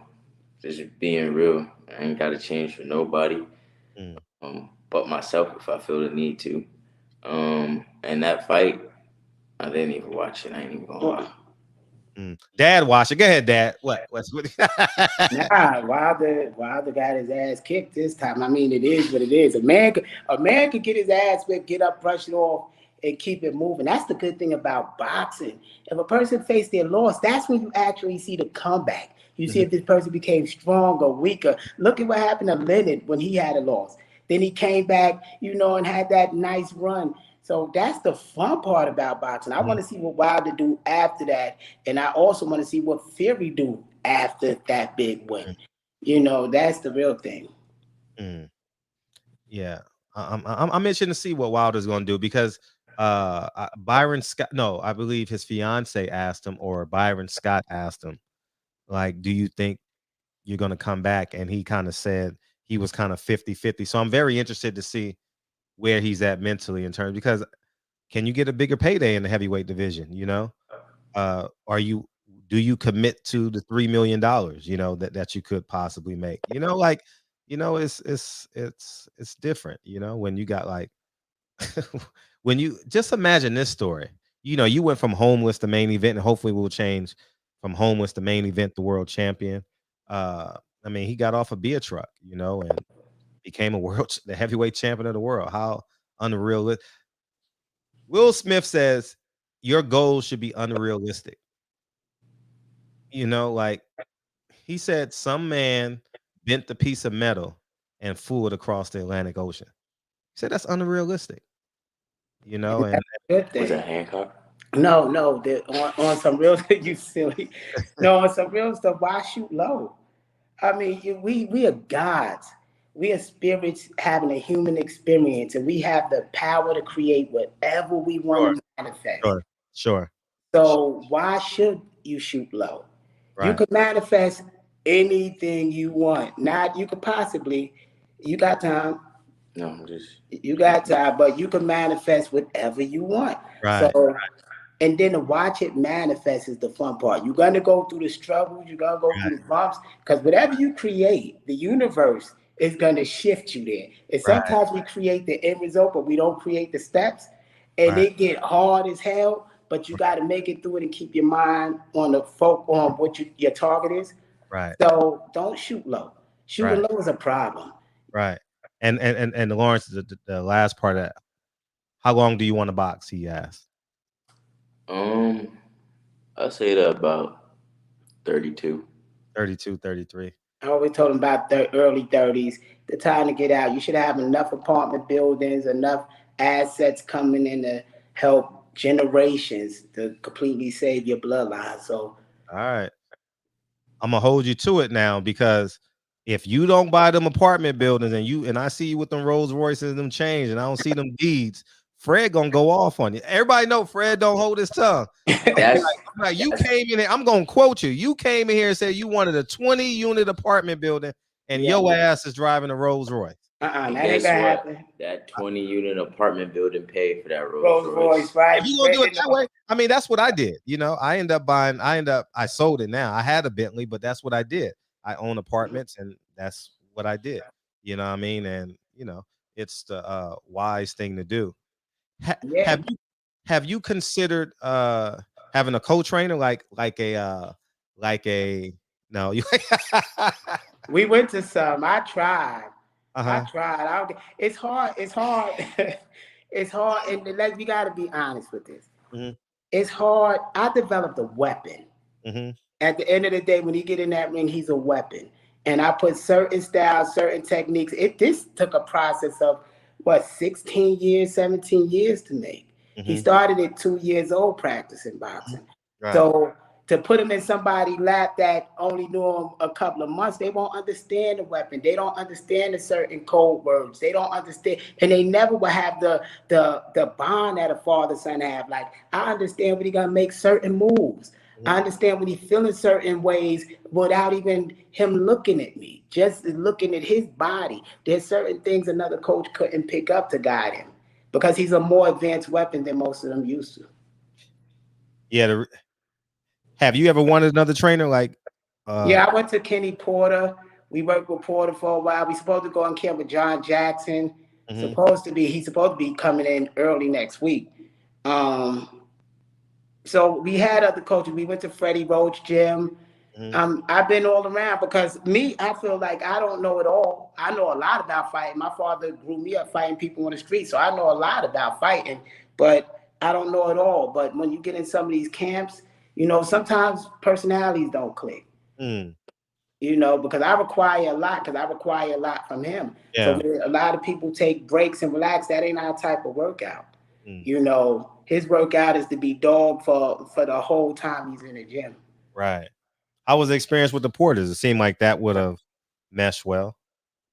No, the Porters is a good thing. The Porters is a good thing, but goddamn Rick Glazer. Now let me stop. No, I ain't even gonna stop. It was a good thing, but Glazer didn't like the Al Heyman theory that he don't. And you know, Kenny is loyal to Al Heyman. Very much. So I told Glazer to fall his ass back. Oh, pardon me for saying it like that, but I told him to stop the beef. You know, because it ain't no beef with us. If you're gonna be working with us, you can't be out here blasting these people like this. He wouldn't stop it. You know, so I felt awkward being around the Porters who's loyal to Al, while my team over here throwing darts at this man. You know, it felt kind of awkward. And then we in a hotel, we in an area. It's just like, you know, I had to get out that area. That was not area. And being from the streets, if you're not from your comfort or your streets, you don't want to be in the middle of a war in enemy's territory. That just wouldn't work. Yeah, but at the end of the day, like say you can pull from Bill Haney, Kenny Porter, because they both dealing with father-son world champions for that. You know, you can pull information from them and whatever gym that they give you, you can put it in your. Nah. It's more like Floyd. I've been told Floyd there's nothing a trainer could teach him than he already know. And so it's more for Floyd to go in there and say, yo, I know more than that. You don't think another trainer can, you got to understand, most trainers didn't study boxing since they was 8, sitting in front of a TV for hours. you know, going through certain things, training all times of the day, most of his life. Them trainers haven't been in that type of regimen. I feel like Virgil Hunter probably could. Or the old Virgil Hunter was good, yeah, but Virgil's getting older. Old. Virgil is real good with his. Floyd is getting older. Floyd Senior, he's real good at his. Because if you can't teach the whole thing about boxing, the hit and not get hit, if you only could teach the get hit and hit, then no, it's like, you know, right now boxing is different. So they can't teach him something. He studied the greats. He's programmed with the greats. You know, so it's like most of these trainers don't know half of the stuff. Most of these trainers don't know how to fight in both stances, in all style in both stances, and have power in both stances while keeping his balance. So how are they going to train something like that? You in Texas, you should take the short. Go ask Texas coaches, is Floyd more advanced than any fighter they seen? You could do a survey. No, I'm talking about just go holler at Derek James. You know, maybe what Derek James done for Floyd. I mean, no disrespect to James. I mean, he got two unified champions over there. Yes, he do, and his champion. And this is a whole different era. You talk about older champions. This is old model cars. No disrespect to them, but this is the only way I can explain it. The new kids that's coming after him, they fight in all stances. It's some real life matrix shit going on. The angles they could get. So you talk about flat-footed fighters that's used to the classic form of boxing. You could talk about more advanced, these metaverse kids that's trying to do shit they see in cartoons and stuff, and they switching and getting these incredible angles. So what we comparing it is those are the ones that's going to be chasing him. And it's hard to learn the defense while you're switching up instances and still having the same power. So Derek James can't, I don't think, he could teach Floyd the basics and the foundations to remind Floyd of the basics, but the more advanced stuff that James can't teach him. Okay, I just think the biggest room in the house is the room for improvement. You know what I mean? No, it is room for improvement, but it's got to be a special coach. I'm not saying he's not out there. I'm just saying if we keep looking backwards, we can't see the future. There's more advanced coaches out there. There's more advanced coaches that's switching at the same time. Because with a product, you got to look at what do your product lack. Okay, so how about this then? I mean, I'm just playing devil's advocate. No, play devil's advocate. Because this wouldn't work anyway. You know how the football team has the offensive coordinator and the defensive coordinator? Right. You could have a softball coordinator and an orthodox coordinator. Yeah, but then how if two brains is looking at two different things? Like if I'm looking at what this guy, I'm the strategist in there. I'm his other set of eyes, so I gotta see what this person is doing. You know, now if you got two people trying to get in there, you only got 1 minute to convey this information to this fighter while he's catching his breath and trying to slow his heart down and cool him off. You got 1 minute. You can't have two people talking and you can't get coaching from them at that point because you're studying while they're in the ring. So that would be impossible, kind of. Now, as a strategist, I'm seeing what the other person is setting up.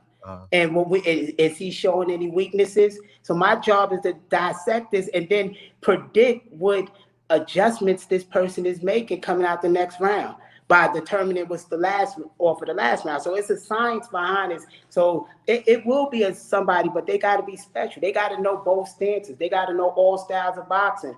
They got to know history, how to break down this style from that style. What's the counter style to outboxer? What's the counter style to slugger? You know, these all have counter styles. So Derek James, I believe he's a skilled fighter from what he could bring. But that's not what I'm looking for him. That's what I'm saying. For me, he couldn't teach Floyd anything. I mean, that's the trainer of the year. I used to want Virgil Hunter. I used to want him, but he got getting old. But I used to want Virgil Hunter. He used to be sharp on his game, and with Andre Ward, they had the basics on lock. That's why he didn't lose in a long time. Go ahead. Are you big on discipline and like no nonsense? Or you like? For Floyd, that's his life.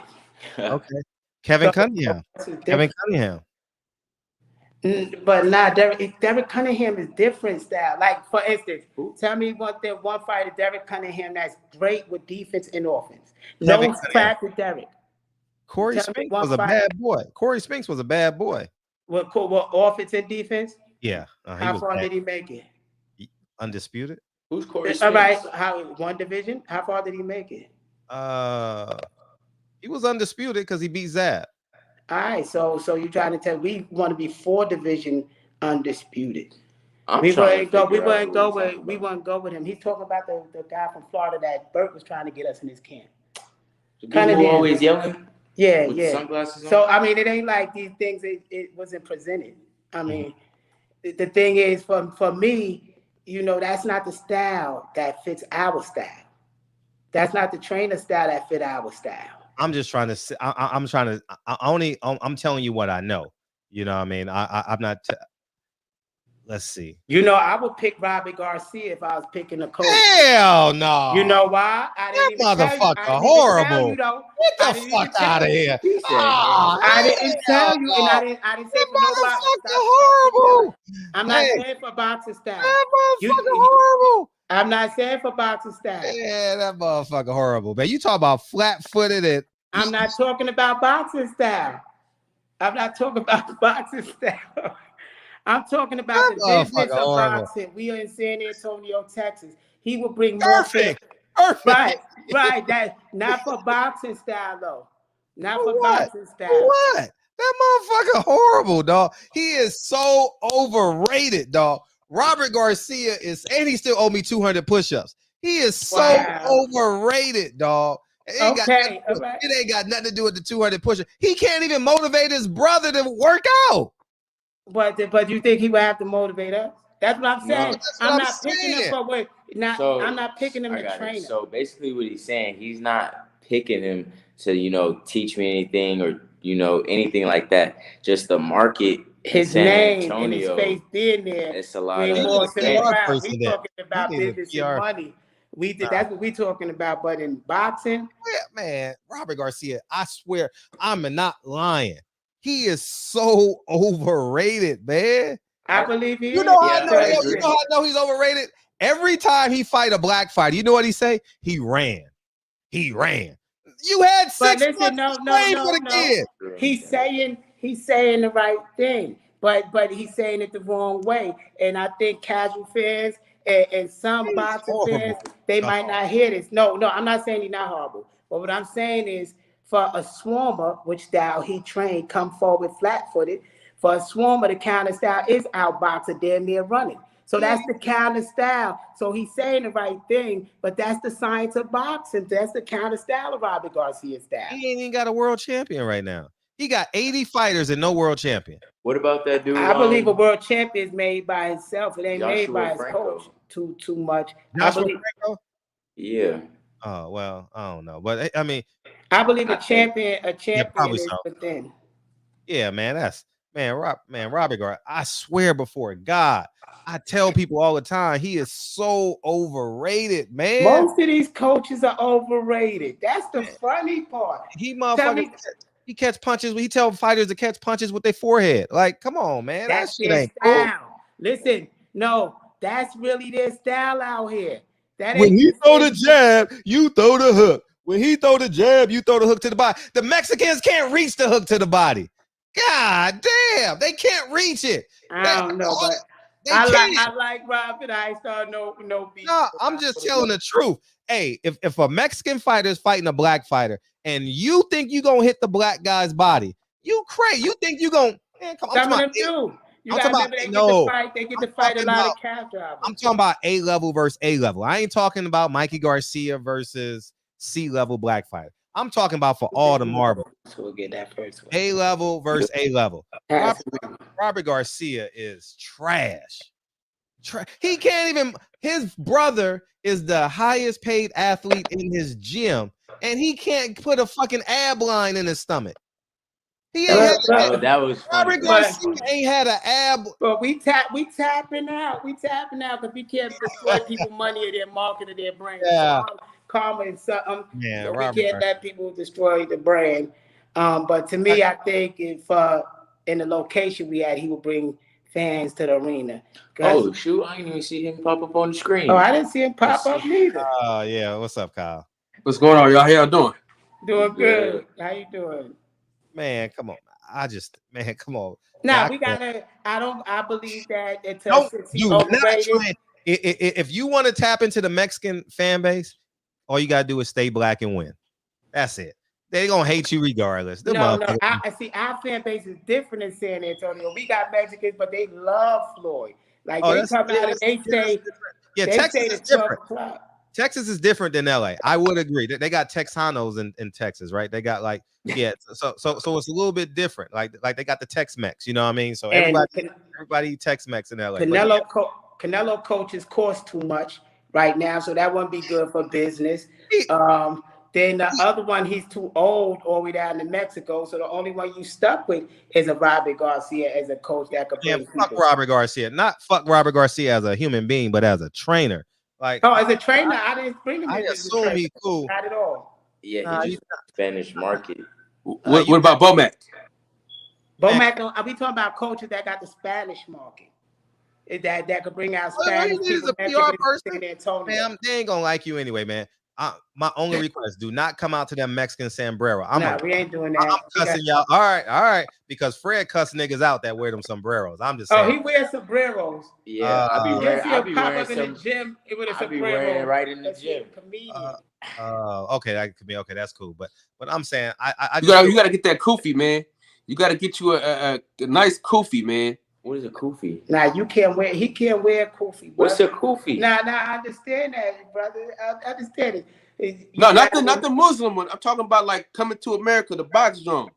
Boy, you trying to get our box blown off. We can't play with these people like that. No, like the Nigerians, like how Nigerians wear. Not the Muslim one. I'm talking about like the ones that like Coming to America. You remember how when he got married he had the joint on? You don't remember that? He talking to you. I ain't never watched Coming to America. Oh, come on. Oh, he watches boxing. I'm telling you. Yeah, like I ain't never watched that movie in my life. I always hear about it, Eddie Murphy. Oh, you gotta watch Coming to America. That was my date movie in college. Man, I never saw the ending. Pops, you got he need like 2 hours, man. Coming to America. This boy just program boxing, and then from boxing video games or either giving stuff out at the shelter. That's his life. No matter how much I try to force him, that's just not what he's gonna do.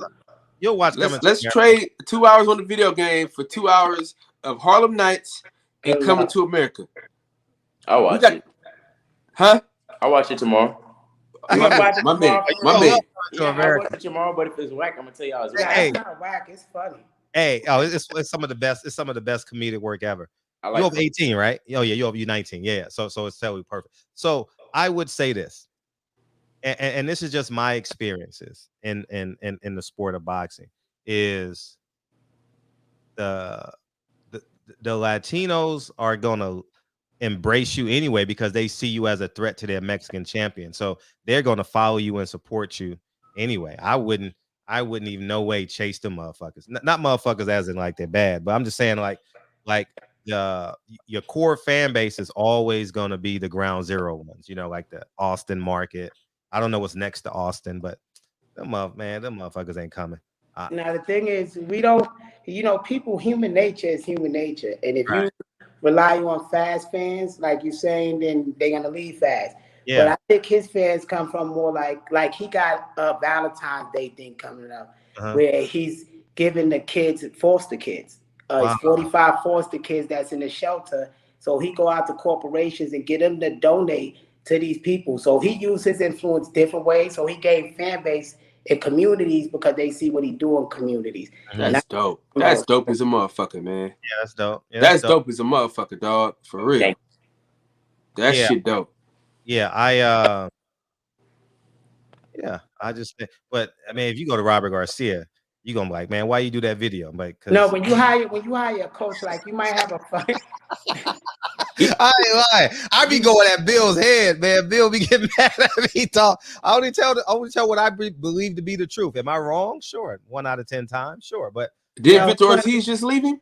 Yeah, Victor Ortiz just left. Yeah, so there's room for you now. Yeah, there's room. No, we wasn't signing no trainer. That ain't what we do. That was funny. When a fight come up, they ask for a percentage of your purse. And so when it come to business, is the amount of people that you could bring into this stadium, would that justify us giving you 10% of that? So it become business. How could we, like, let's say we go into a bigger arena now, we fighting with 5,000 to 10,000 people in this arena. We got to fill that arena up, and as businessmen doing the independent route, you got to find out what's going to bring that there. And that's where that coming. It's only marketed because, like I said, no trainer could teach him more than he know. Not like he can't learn from them, but he knows so much. His IQ is so high. He's like a genius in boxing. Right. Hang out with Jake Paul for a week. Jake Paul's a YouTuber. He's smart though, a smart YouTuber. Hey, listen. He the highest paid guy. I mean, Canelo is all this. He got listen. He got a fan base that don't give a damn who he fight. Damn, you know what I'm saying? You get on that undercard, it's on. Look at Montana Love. Montana Love got a knockout on his undercard. Multi-million-dollar fights. You know what I mean? So I'm saying, what I'm saying is, you know, just align yourself with a PR person like Fred said. If you get with somebody that got a huge fan base, you ain't gonna need no goddamn Robert Garcia with the Mishi hat on and shit. I'm gonna tell you who not to go to. Do not hire Julie. Do not hire Kelly Swanson. They're terrible. Yeah, I didn't get that. No, you just dropping names. No, I'm just telling you because I only know them. I've been in boxing for a long time. Julie is not great. She's good at fight week. You know, like if you need, hey, you got to be here at 10 o'clock. They make sure you get to your breakfast. They make sure you get to your physicals. Anybody can do that. But what stars has she produced? Jamel Herring. I think she got Jamel Herring, Terrence Crawford, Berto, and Shakur. And that's it. Like you need a PR person that say, why you need a PR person? Because if they get because you want them to go get you interviews, you need here's the biggest misconception in boxing. I don't give a fuck how well you speak, Dad, how well your girl speak, your mom speak. They want to hear from the fighter. The fans want to hear from the fighter. And when you go away, and now there's not a lot of money in boxing per se, so you're only fighting twice a year when you get to that level. Where the hell you at? Who said that? Wait, you only fight twice a year if you're not doing it independent. Yeah, if we do it independent, you can fight as much as you want, sure. Right. So when we take that stance, are we talk about sign? Because we're not talking about sign. We talking about independent. Now, if you independent, we got to market the online, and he only grown. He almost at 90,000 fans. No, I see that. I love it. I love it. He's growing. Imagine him a couple of years from now. What are you gonna have? Over 100,000, 1 million independent. Yeah, but they buy in merch. Are they buying? Yes, they buy in merch. And he sold out his NFTs in less than 24 hours. That's what's his collectible cards, and one is on the market right now for $100,000.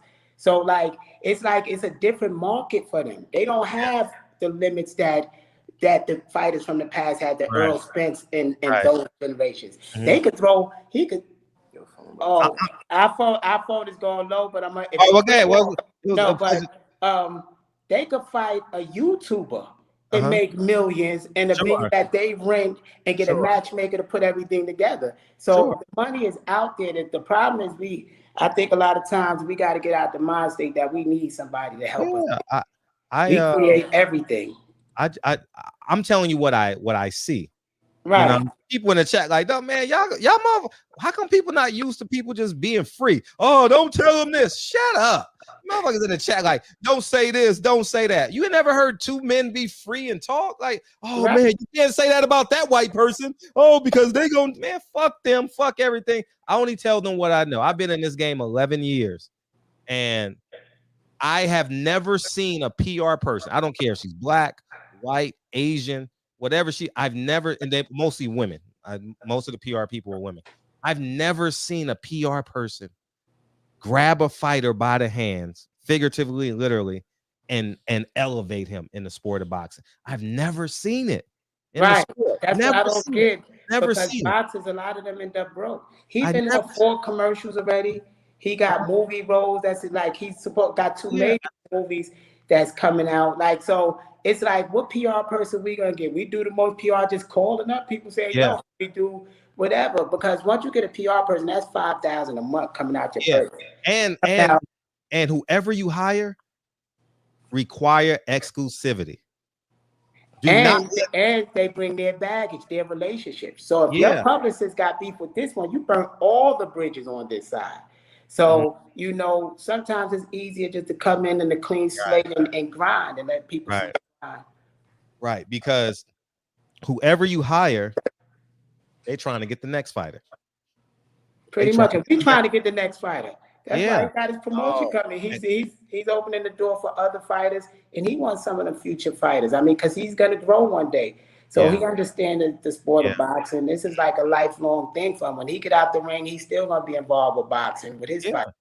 And I mean, in boxing, a bilingual PR person would be great. You know, like you want to do interviews for the Spanish market. You want to do interviews for the English market, or not unless you have a translator and stuff like that. But in my years in boxing, I've never seen a PR person. They only great fight week. You know what I mean? Hey, you got to come here. 5 minutes. Last question. Oh, we gotta go do ESPN. That's their most famous line when they interviewing with us. Oh, we gotta go do ESPN. if I'm spending 5,000, they gotta be bringing 20,000. Exactly. Because we got a team, so the whole team gotta eat. Yeah. So you know, everybody got, so it gotta be bread broke. So right. If you can't bring money, we're not gonna pay you just to pay you just for the hell of it. You know? I'm with you on it. And the last words, man, because I know your battery about to die. My last words is Rob G Films said hit him or something about filmmaking. You know Rob G Films? No. He'll DM on Rob G Films. And right. My last thing is the first thing to note that we are not in any business with Glazer. I gotta put that out there. No, I'm putting it out there. I don't hold nothing bad against this man. Just we not signed there, so his beefs is his beefs. We don't have no problems there. And we don't have any problems with anybody.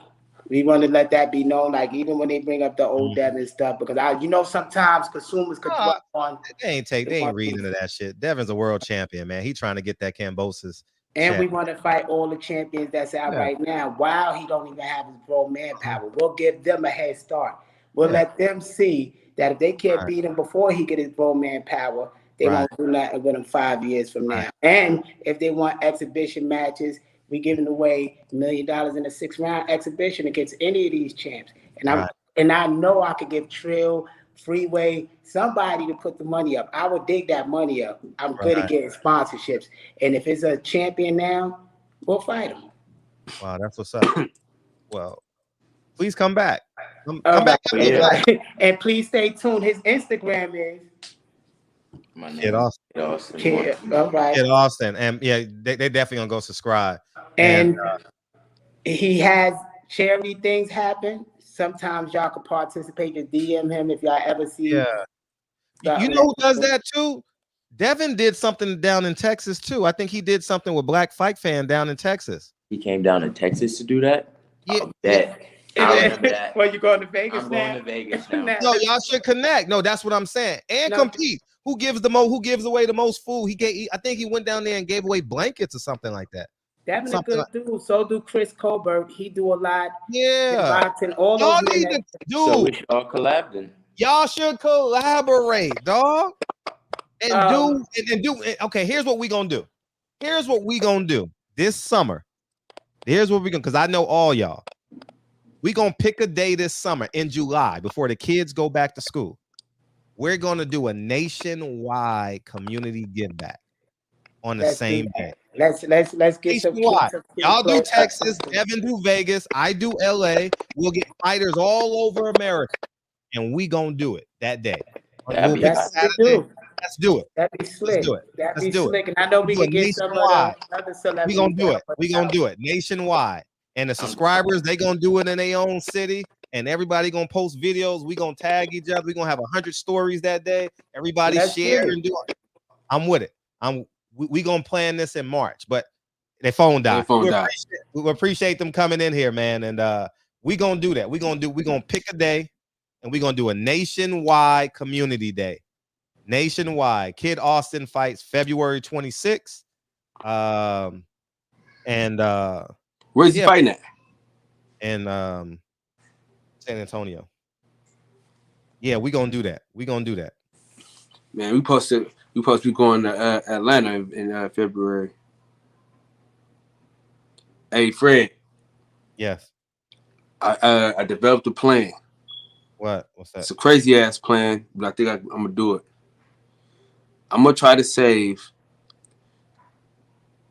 $22.50 a month. I mean a week. Uh-huh. That's what I'm trying to do. Okay. Okay. That's the plan. Oh, I'm with it. I'm trying to get this fucking house, man, next year. I'm trying to be in a position. Yeah, I'm with you on it. Everybody deserves a house. Everybody deserves a house. You know what I'm saying? I'm still gonna do my nigga shit. Don't forget. I'm still gonna do my nigga shit this year. That shit's stupid.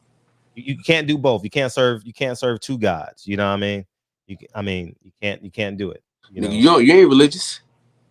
Well, no, whatever your God is what you're worshiping. Like, are you worship what's your goal? So but yeah, man. I've never seen a PR person. We got to stop acting like these PR people are doing their jobs, man. It's funny how y'all so like y'all allow them just to neuter y'all. Don't say that, Fred. You gonna get them in trouble. How the hell am I getting them in trouble? I'm telling them what I know to be true. If a young fighter come on, just like I told Keyshawn Davis, stay independent. Stay independent. Just like I told the kid that signed with Golden Boy. I said, you know they're gonna get you, right? Shit. You know what I mean? Like, tell the fighters, why the hell would I have an independent platform if I can't speak what I believe to be true? Keyshawn Davis, he should have stayed. He really should have stayed independent though. He should have. Because he had all the power. He should have paid himself when he got to 17-0. Pay me. Because he can do those local shows and get so much. He's already tied into all the famous fighters. You know, he's already tied in. You know, so he can play off of anybody, you know, Shakur, Terrence, and all them. Yeah, but you know what, Fred? Yeah. He got a good plan. He got a plan. Who? And you could tell he got a plan. Keyshawn? Yeah, for sure. Because he knew. See, what it was is, because, you know, he did some shit with Eddie Hearn. Mm-hmm. And then Bob Arum did some shit. Like, so I think, you know what I mean? It was some life-changing shit. But, you know. Yeah, I know. Yeah, you're right. I'm sorry. Hey, but that giveaway is going to be nice, though, Fred. That's a great idea. Nationwide. Maybe July will be a good month. Maybe let me look at my calendar right now. Because I'm just getting excited about it. We're going to do it. We're going to do this nationwide. I got enough connects. Calendar 2022.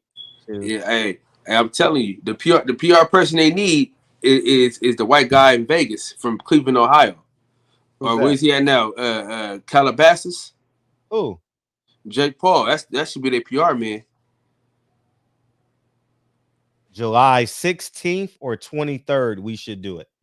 Because the kids are going back to school in August. They go back to school early now.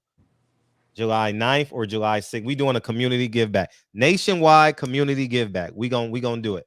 What's up? What's up, Dion Cole? Oh, you trying to be funny? You said my name earlier today. What's up, man? Hey, What's man. up, player? I was all in until he said Robert Garcia. I was all in. And then all the people that you kept on throwing out there, like, come on, man. Like, you ain't gonna pay homage to these people that got trainer of the year and all this. Come on, man. Like, we all can learn something in this world from somebody. Regardless. He said Robert Garcia, man. I was all into it. And then next thing you know, I got the hitting the line and stuff, throwing stuff on the ground. Like, I know he did not say Robert Garcia.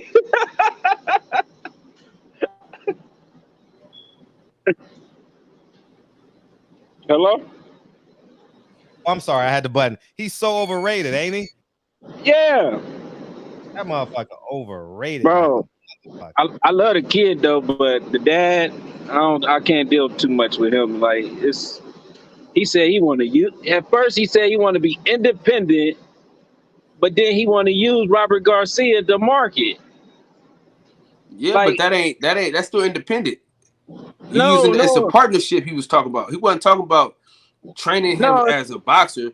He's saying use that name cachet to build. Like, so basically, like, I can get Robert Garcia fighters, right? no. He just Listen, wanted. listen. He's saying I can get Robert Garcia fighters. If I got Robert Garcia, right, I can get his fighters to sell out an event. That's what he's saying. He's saying Robert Garcia can help him sell out an event. That's why he would use him. He's not saying Robert Garcia the trainer. That's what he kept trying to tell you. He was saying using him for his name cachet. He's still independent. He's saying he's trying to use him for his name cachet because he's real big in San Antonio. So he's saying like he can help him get fighters for the event. That's what he's saying. He's not saying train my son. He's saying like partnership. But you know what I mean? All right. I feel what you're saying, Kyle, but I'm not feeling it. Because at the end of the day, he said he wants to be independent. He wants to get it himself. You don't need Rob Garcia to get it yourself. And you live in Texas. You can do it yourself. But you gotta feel this though. As much as we think he overrated, he still got a fan base. He still got LA. Yeah. He still got LA. You know what I'm saying? He still got all of Los Angeles. No matter how much we don't like that motherfucker, the Mexican people swear by that nigga. So he's saying there's a fan base for him to grab, bro. He's not saying train my son as a fighter. He's saying let's work together as a unit. You can still be independent, work with a motherfucker. You know what I'm saying? I got my own channel. I'm still working with Fred. I mean, I'm still independent, but I'm working with Fred. You see what I'm saying? So it's not it's you can still work with a motherfucker and still be independent, bro. It's a partnership. Kyle, get where I'm coming from. Out of all the big ups he could have gave out, he gave a big up to Garcia, bro. He didn't big him up for his training style at all.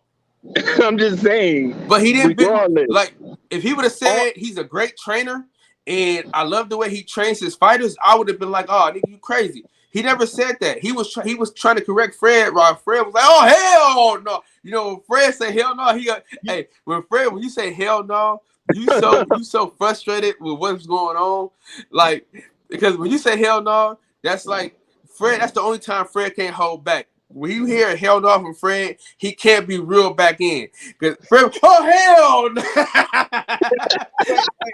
Wait. He said he wanted him as a trainer.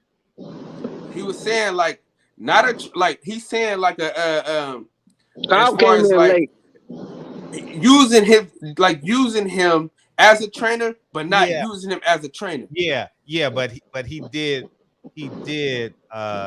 say, "Oh, I can't learn nothing from what's the guy's name? Derek James." You said all the greats, Cunningham. He said all the greats, and he didn't give him nothing, but he picked up Garcia. Yeah, well, he said hold on. Okay. He said Coach Cunningham, the style of training. He didn't say he can't train. He said like the yelling and shit like that. He said it's a style of training that he was talking about. That's what he was talking about with Kevin Cunningham. He said it was a style of training. So it wasn't that he wasn't a great trainer. It was his style of training. But I don't know why he didn't want Derek James. My phone was going in and out. My mom was calling me and shit, so I didn't get to hear that part about Derek James. Didn't get to hear I'm gonna go back and watch it. But Fred layered the shit right. Like you can't learn nothing from all these greats, nothing. And he kept on saying they can't teach him nothing.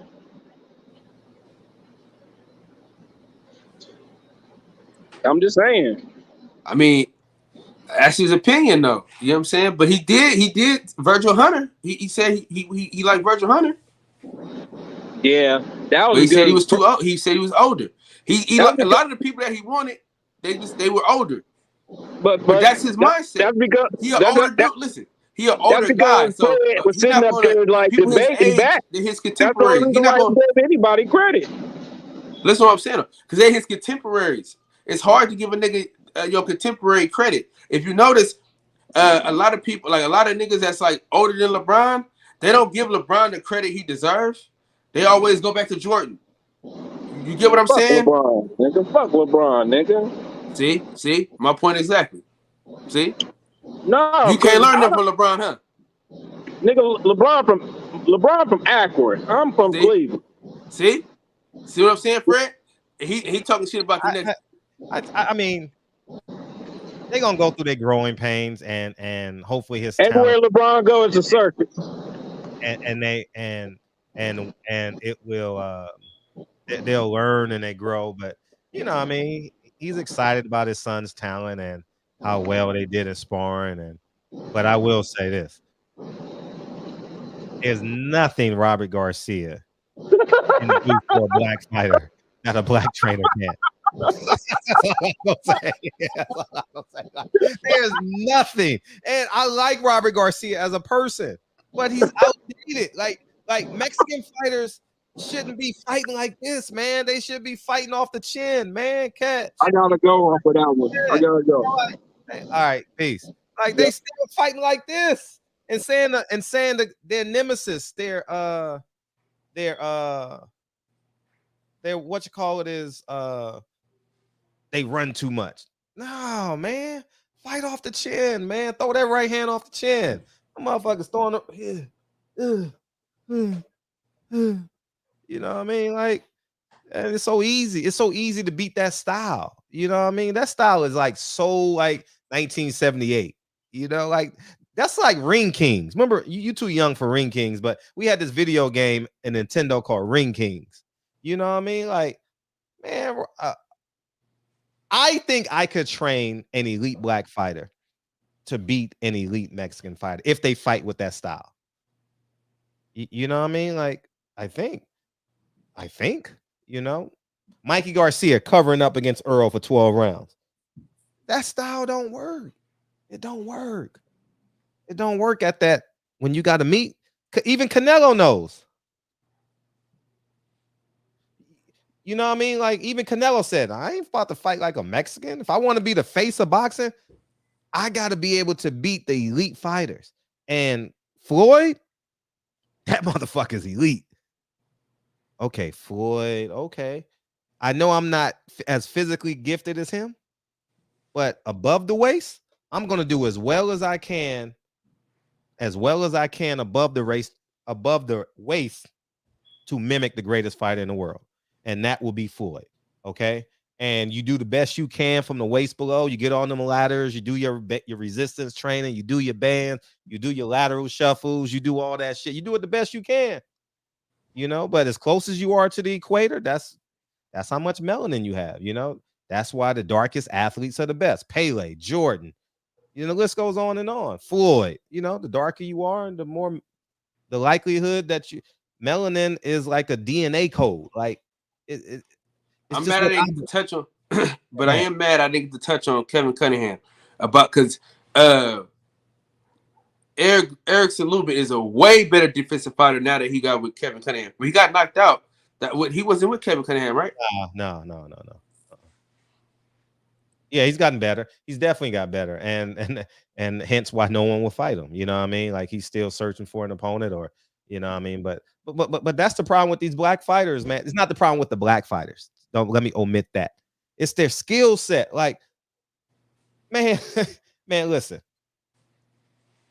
If an elite black fighter is in shape, Floyd shape, Jamel Charlo shape, Earl Spence shape, you know, pre-accident, good luck trying to, or even Adrian Broner when he was with Kevin Cunningham, nigga just didn't throw no damn punches, or Tank Davis when he was with Kevin Cunningham against Jesus Cuellar, you know, or Gary Russell shape, you know, like good luck.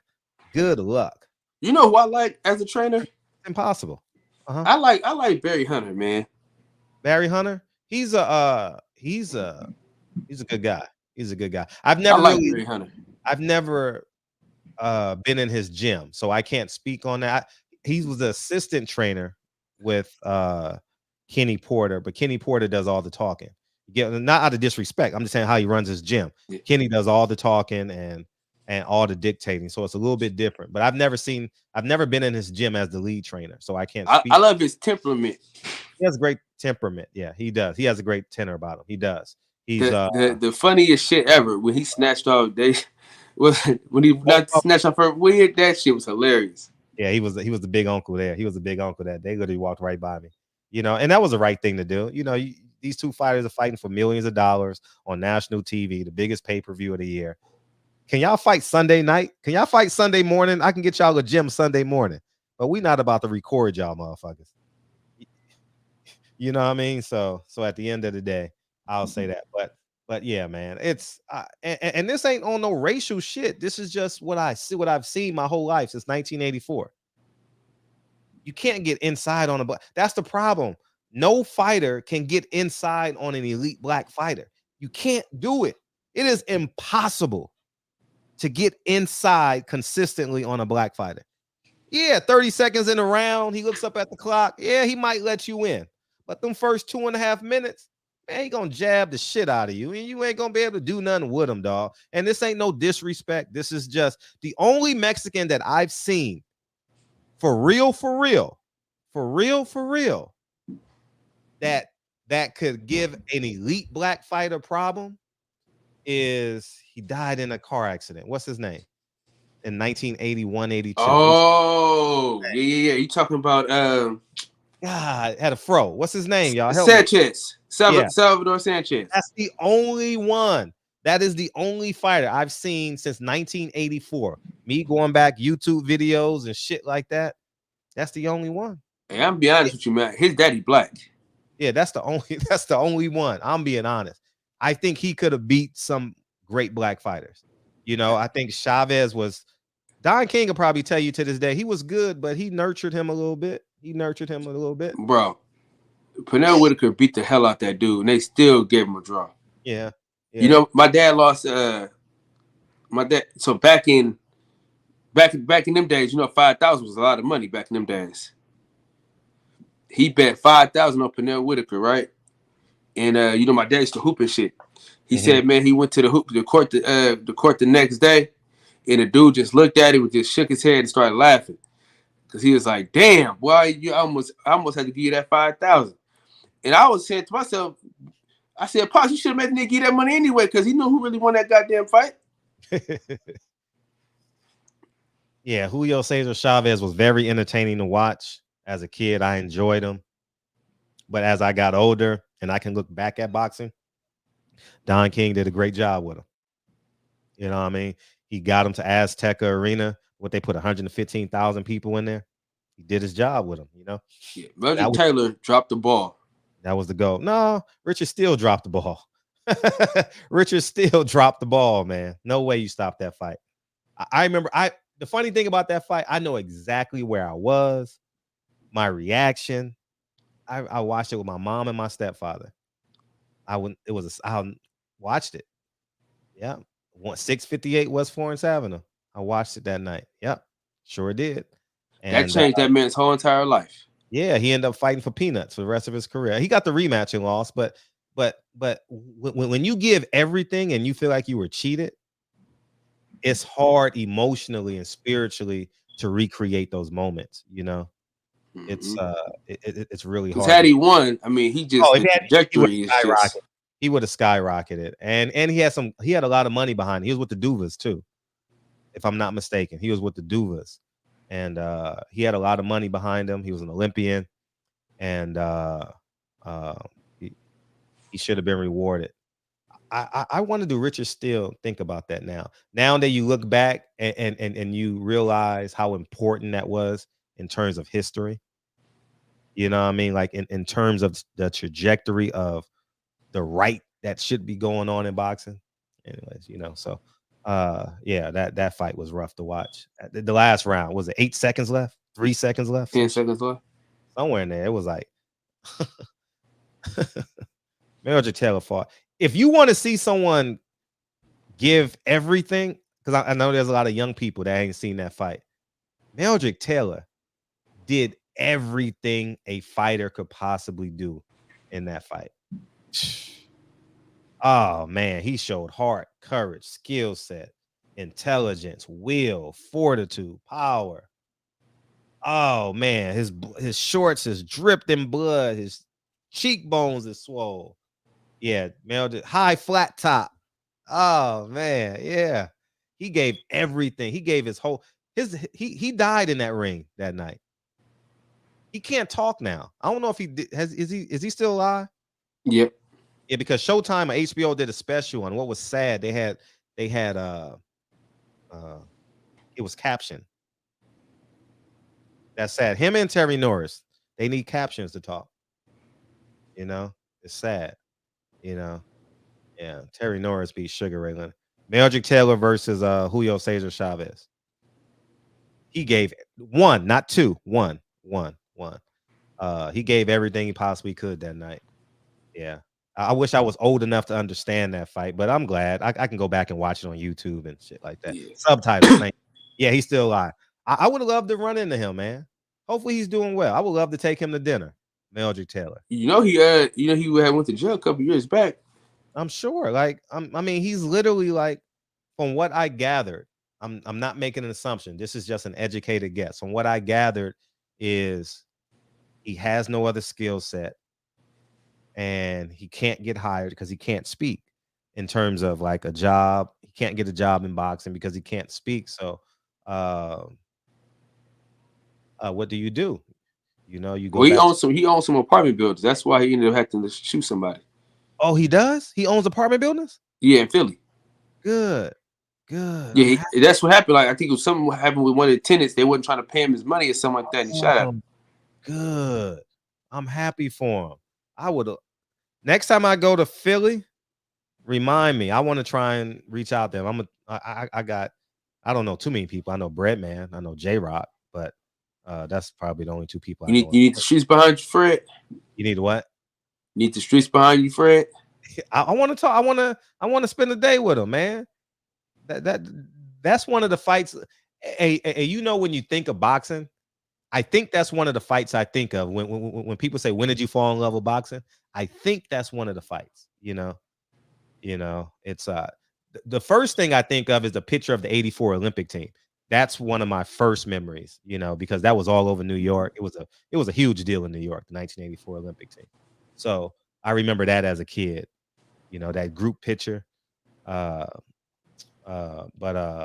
yeah, it's yeah. Who was the three fighters that changed your boxing life? Growing up, easy. Yeah, just period. Pernell Whitaker, Mike Tyson, but I don't like Mike Tyson. Like I was a fan of Mike Tyson, but when I got older, I didn't respect him. You know what I mean? Like I just didn't respect him. Like, you know what I mean? Like he got that like I'll rape you vibe. You know what I mean? Like, I shouldn't have said that shit. But allegedly. Yeah, like I shouldn't say that publicly, but he just looked like he'll do anything, you know, but when I was younger, definitely Mike Tyson. Definitely Mike. Who else was Roy Jones? Definitely Roy. Because Roy Jones was HBO to me, you know. Now I seen Richardson with Bernard Hopkins. I like Bernard Hopkins' fearlessness as a kid. You know, he was very fearless. He's not the same person that he was when I was a kid. He's not the same person. He's way more diplomatic. He wasn't diplomatic. I love the conversations him and Larry Merchant used to have because he never would bend to him, you know. But like, you know, the Mike Tyson today, it's like you're a clown to me. Like he's smoking weed in interviews and like, not that that's wrong with it, but you're just like, you know, like it's but just, he a lot more calmer though, Fred. Yeah, he's a lot more calmer. So calmer. I mean, you know, let the nigga smoke some weed instead of want to eat niggas' children. No, I'm not talking about like the weed itself. I'm talking like how uncouth he is. Like when you get a certain age, you know you got to represent masculinity. Like, you know, you got to represent being a man, however best you do it, you know. So it's like he look like he'll sell anything. Like he just do, like he don't seem like he has like solidity, solidity. I root for him, but I wouldn't want my son to meet him. Like I'm not like I've seen Mike Tyson at hundreds of fights. I don't run and say, "Hey, Mike, can I get an interview?" Like I don't really have a desire to interview him for real. Like I don't. As a kid, I did, but as a man, but you got to know, I'm leaving out an important detail. I know the Mike Tyson story on the outside looking in, so it's different for me as an adult.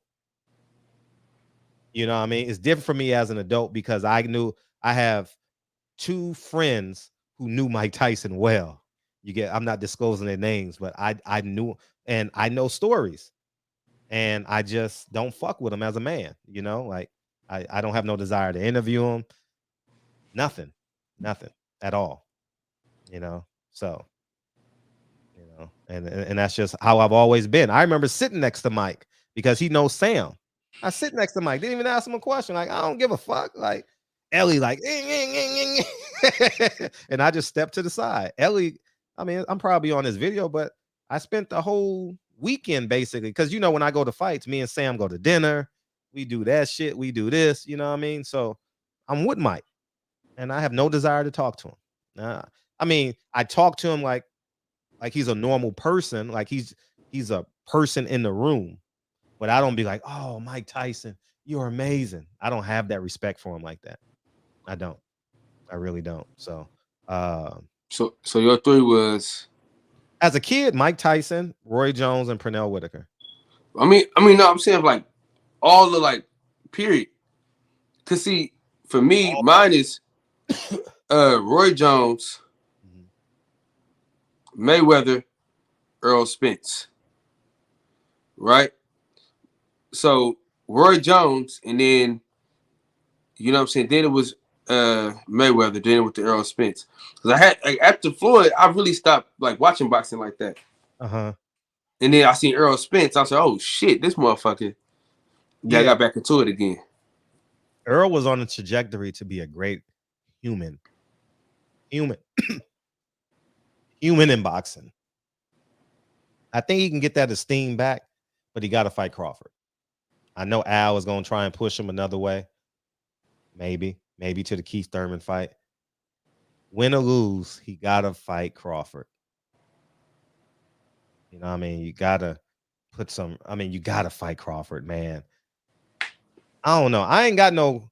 I'm not famous, so I don't really have any people not going to come up to me and say, "Fred, I wish you had did this." I can't imagine why didn't you fight Crawford for 30, 40 years? That would be tough for me. And the same thing goes for Crawford. Tuning into Macabre this Saturday. Also, Bruce Carrington is fighting. Oh, and Tiger Johnson. Good. I'm gonna watch. I'm actually gonna buy that Don King pay-per-view. I'm actually gonna buy it. I'm gonna watch it because I ain't nothing else on Saturday, so I'm gonna watch it. Come on, guys, put some. Oh, you talking to Kyle now? Put some respect on Pacquiao top 5. But Pacquiao came in between my adulthood and my childhood. So Pacquiao came around. That motherfucker didn't change my life. Yeah, he came around about like he was late in the game, like 201, 02. I'm just saying, I was saying your whole life though, Fred, because I thought you were gonna say Deontay Wilder, because that was a change.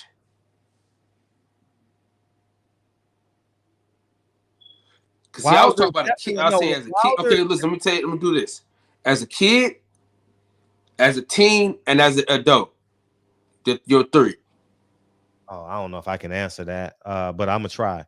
I agree. Boom. What's up, Boom? Welcome back. Welcome home, man. Welcome home, Boom. I agree. 1 autographs I would have gotten was Biggie, Michael Jackson, and Muhammad Ali.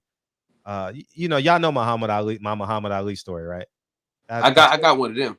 I got the Muhammad Ali autograph.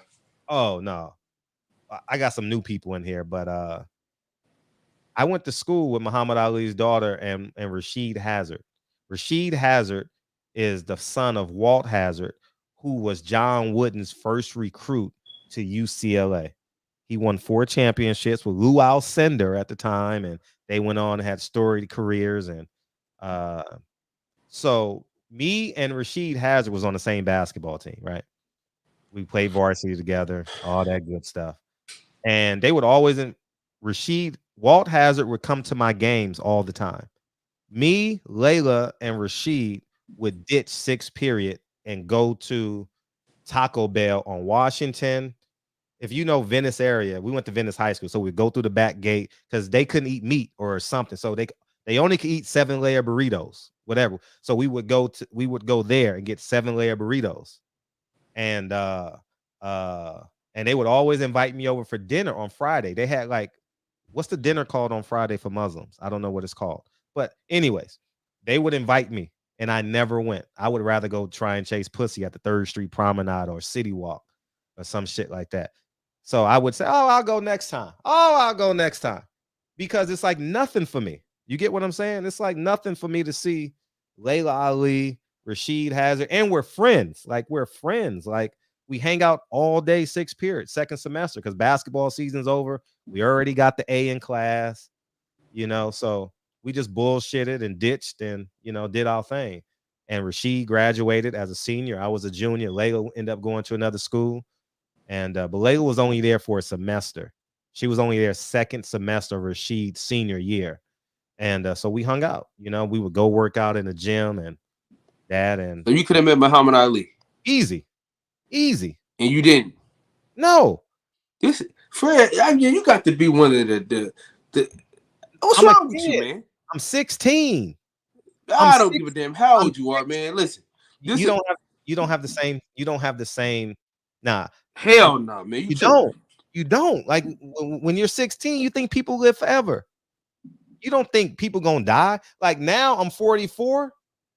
If I got to interview a 77-year-old man, when you want to do it? Right now. When Leon Muhammad called me, when you want to do the interview? Right now. You know what I'm saying? Like you don't have that perspective at 16. You think Muhammad Ali I don't see Muhammad Ali with Parkinson's. I see Muhammad Ali. I only know the rope-a-dope Muhammad Ali. I didn't come to the realization till 1996 when I had graduated. When I'm in college in 1996, I'm like, oh shit, this nigga's shaking. I'm not saying it disrespectfully, but you just got to see it from my mindset. Like, oh shit, this nigga's sick. Fuck. And now I tell all my friends, like, damn, I went to school with his daughter. I could have went to dinner with him because Walt Hazard and Muhammad Ali was like this because they were Muslims. You know what I mean? So it's yeah. Fred. Yes. Who's the closest person to you that died when you were a kid? Did anybody was close to you die when you was a kid? Oh, my grandfather, for sure. Like, how close are y'all? My grandfather? Y'all was hella close, right? Yeah. See, so, because, like, how old were you? I was a senior in high school, January. See, that's different. See, me and my grandma were very, very, very, very, very, very close, right? And she died in 97, right? So I was like 3rd, 4th grade, like 3rd grade, right? So that's probably why my perspective changed about older people. So that's probably why my perspective changed, because every time I see an old person, something like that, I like, you know what I mean? I took advantage of it. You know what I mean? So that's probably the difference. Because you didn't nobody like died like close to you until you were like late. No, my dad's father died when I was in 84 or 83. Because I remember going to the funeral. I was close to him because we lived in the same apartment building. And he would take me in his car. We would go out. But my grandfather, I had 17 years. My grandfather would send for me every summer. But at 16, you don't think death. I personally, you don't think of. You don't think. I don't know. For me, it's different. Yeah. Yeah. Because I always because if I had the opportunity, like how you had, I'm taking it. Probably because like so Al Payton helped raise me. That's Gary Payton pops. So maybe that's probably why, because I was always around older people, so I kind of understood the dynamic of being old. Now I don't know. Maybe maybe I don't know. I don't know. But you had chances to meet a lot of icons that you just said, "All right, fuck it." Because man, my grandfather was my hero though. Like I didn't really have like a sports hero. Like I looked up the sports athletes, but I didn't have a hero. Like I gotta meet him. My grandfather was like the man. When I say my grandfather was was the epitome of masculinity, man. You know what I mean? Like he was you know, not even it's not even a close second, you know. Malcolm X is the most polarizing man, but he's not close to my grandfather. If I talk about my grandfather, y'all gonna be bored. But if I talk about Malcolm X, it's interesting because because everybody knows him. But nah, it's not even a close call. My grandfather I ain't gonna lie, man. saved my family. I've been blessed in that aspect because me and my grandpa like thinking like you see you see my tattoo on my arm of my grandpa, like he's still living. I got his face on my arm. You know what I'm saying? That's my man, 100 grand. So I'm blessed. I did now. Me and my grandma, we was both my grandmas. They died a year apart. So one of my grandmas died in 96, and then the other one died in 97. So that's probably why my mindset was just different, because I just knew that tomorrow was never promised. You know what I'm saying? I get that. And I probably didn't but I didn't understand Muhammad Ali's physical deterioration until the 96 Olympics when he lit the torch. You know, everybody saw that, but I didn't know he was shaking. Like, you know, he's shaking, but it's not front page news. Like, and congratulations on becoming a grandfather. And who?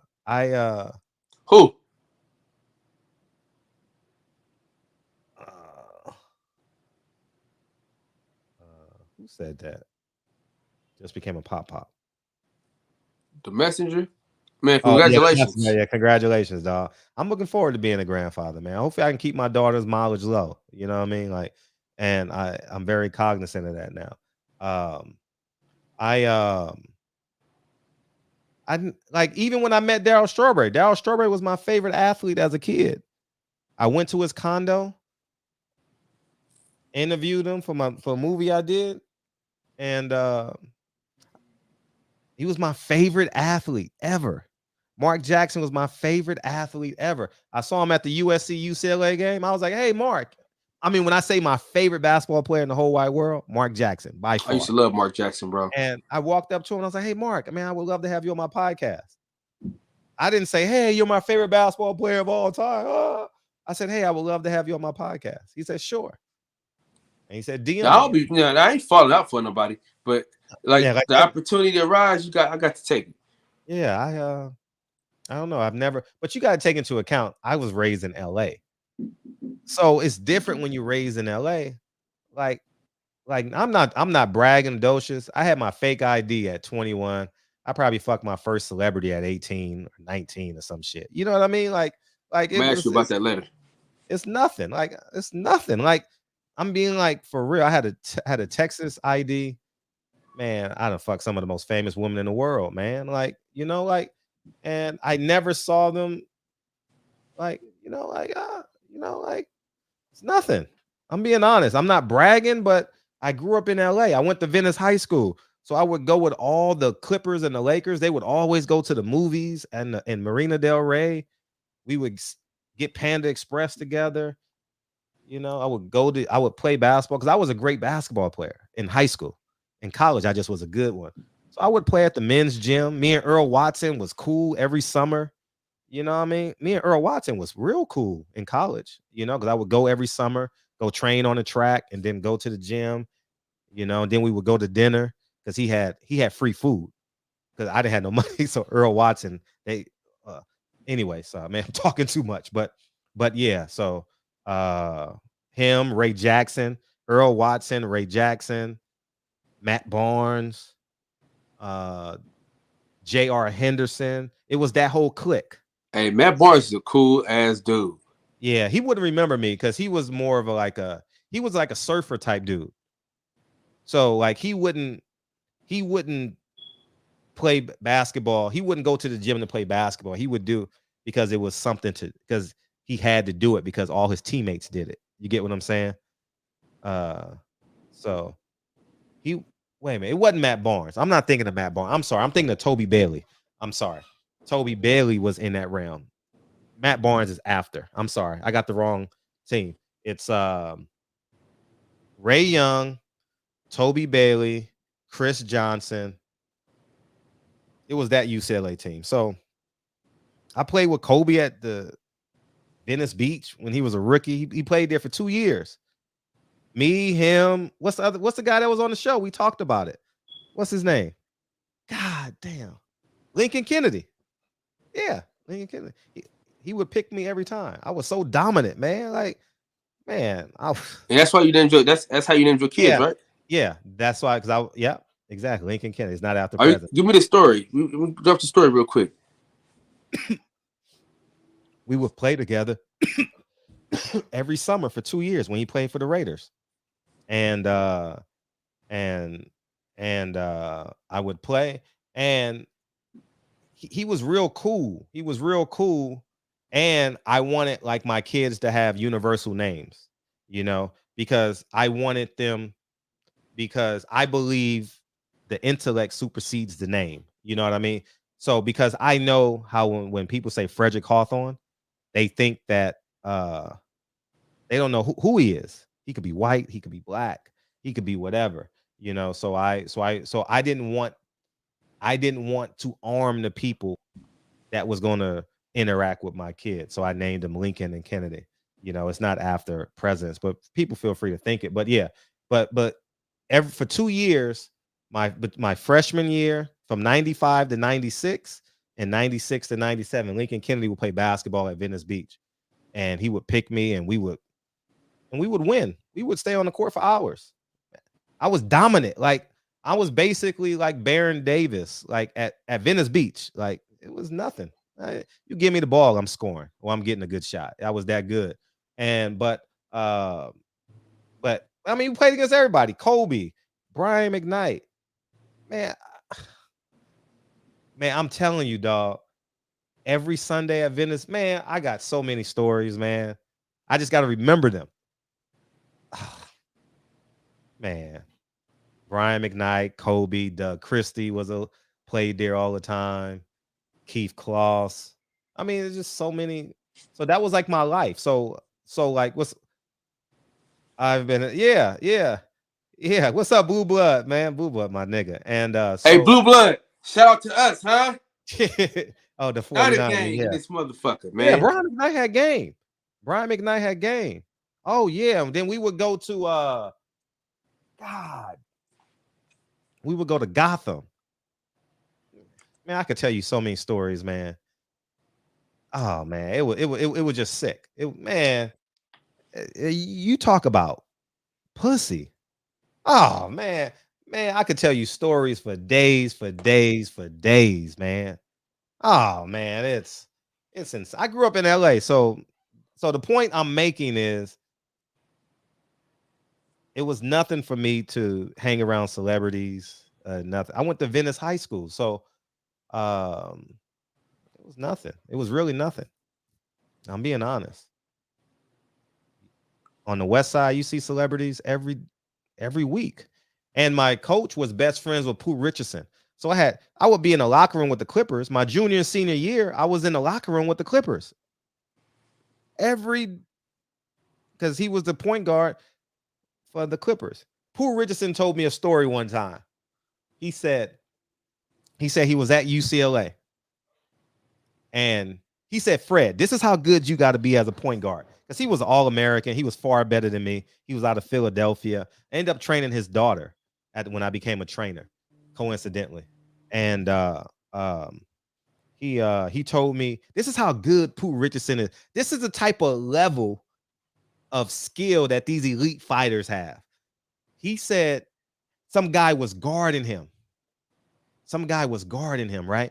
He would guard him full court, and press him. He was having some difficulty.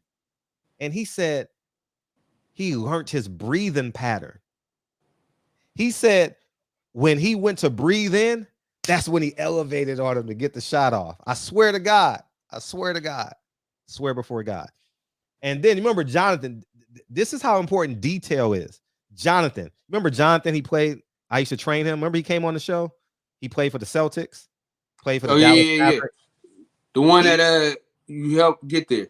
Yeah. So anyways, he said when he played against Duke, I went to the game when New Mexico State played Duke, right? Small arena. That shit's so tiny. It's like a high school gym for real. I gotta get out there this year, Yeah, man. it's small. It's just blue. That's all. No, but it's tiny. It's tiny. It's like your high school gym is better. That's your fault. That's your fault. So you crazy, man. Anyways, the point I'm making is that team, that collective is so intelligent. He said he was taking the ball out and they knew his mom's name. Like, that's how important detail is, man. Like, they knew his mom's name was Mary. I said, that's crazy shit. Duke players knew his mom's name was Mary. That's how important details are, man.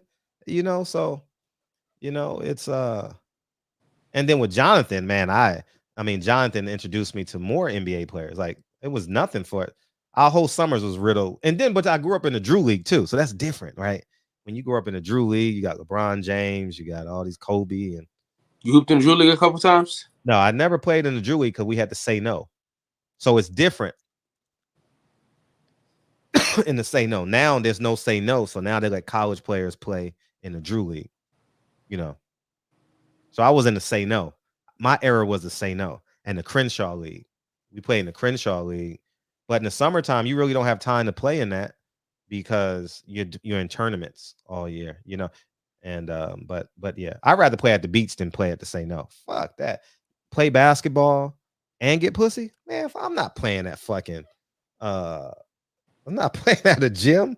Hell no, I'm going to Venice Beach. I'm gonna run to Venice Beach. It's like a 3-mile run and play ball all day. And with $5 in my pocket. Yeah. How good was Sidney Dean? How good was who? Sidney Dean. Who's Sidney Dean? White man can't jump, Fred. I didn't know his name. I just know his name. Yeah. It was filmed at Venice Beach. Yeah. And all those guys in the background, that's who I played ball with. All those guys in the background. All those guys I played ball with on the weekends in the summertime. Yeah. Because I remember going out there for the first time, and I was like, yeah, Venice, white man can't jump, So yeah. Great film. But I'm glad all them celebrities came out there and played. It was like, man, when Kobe used to come out there,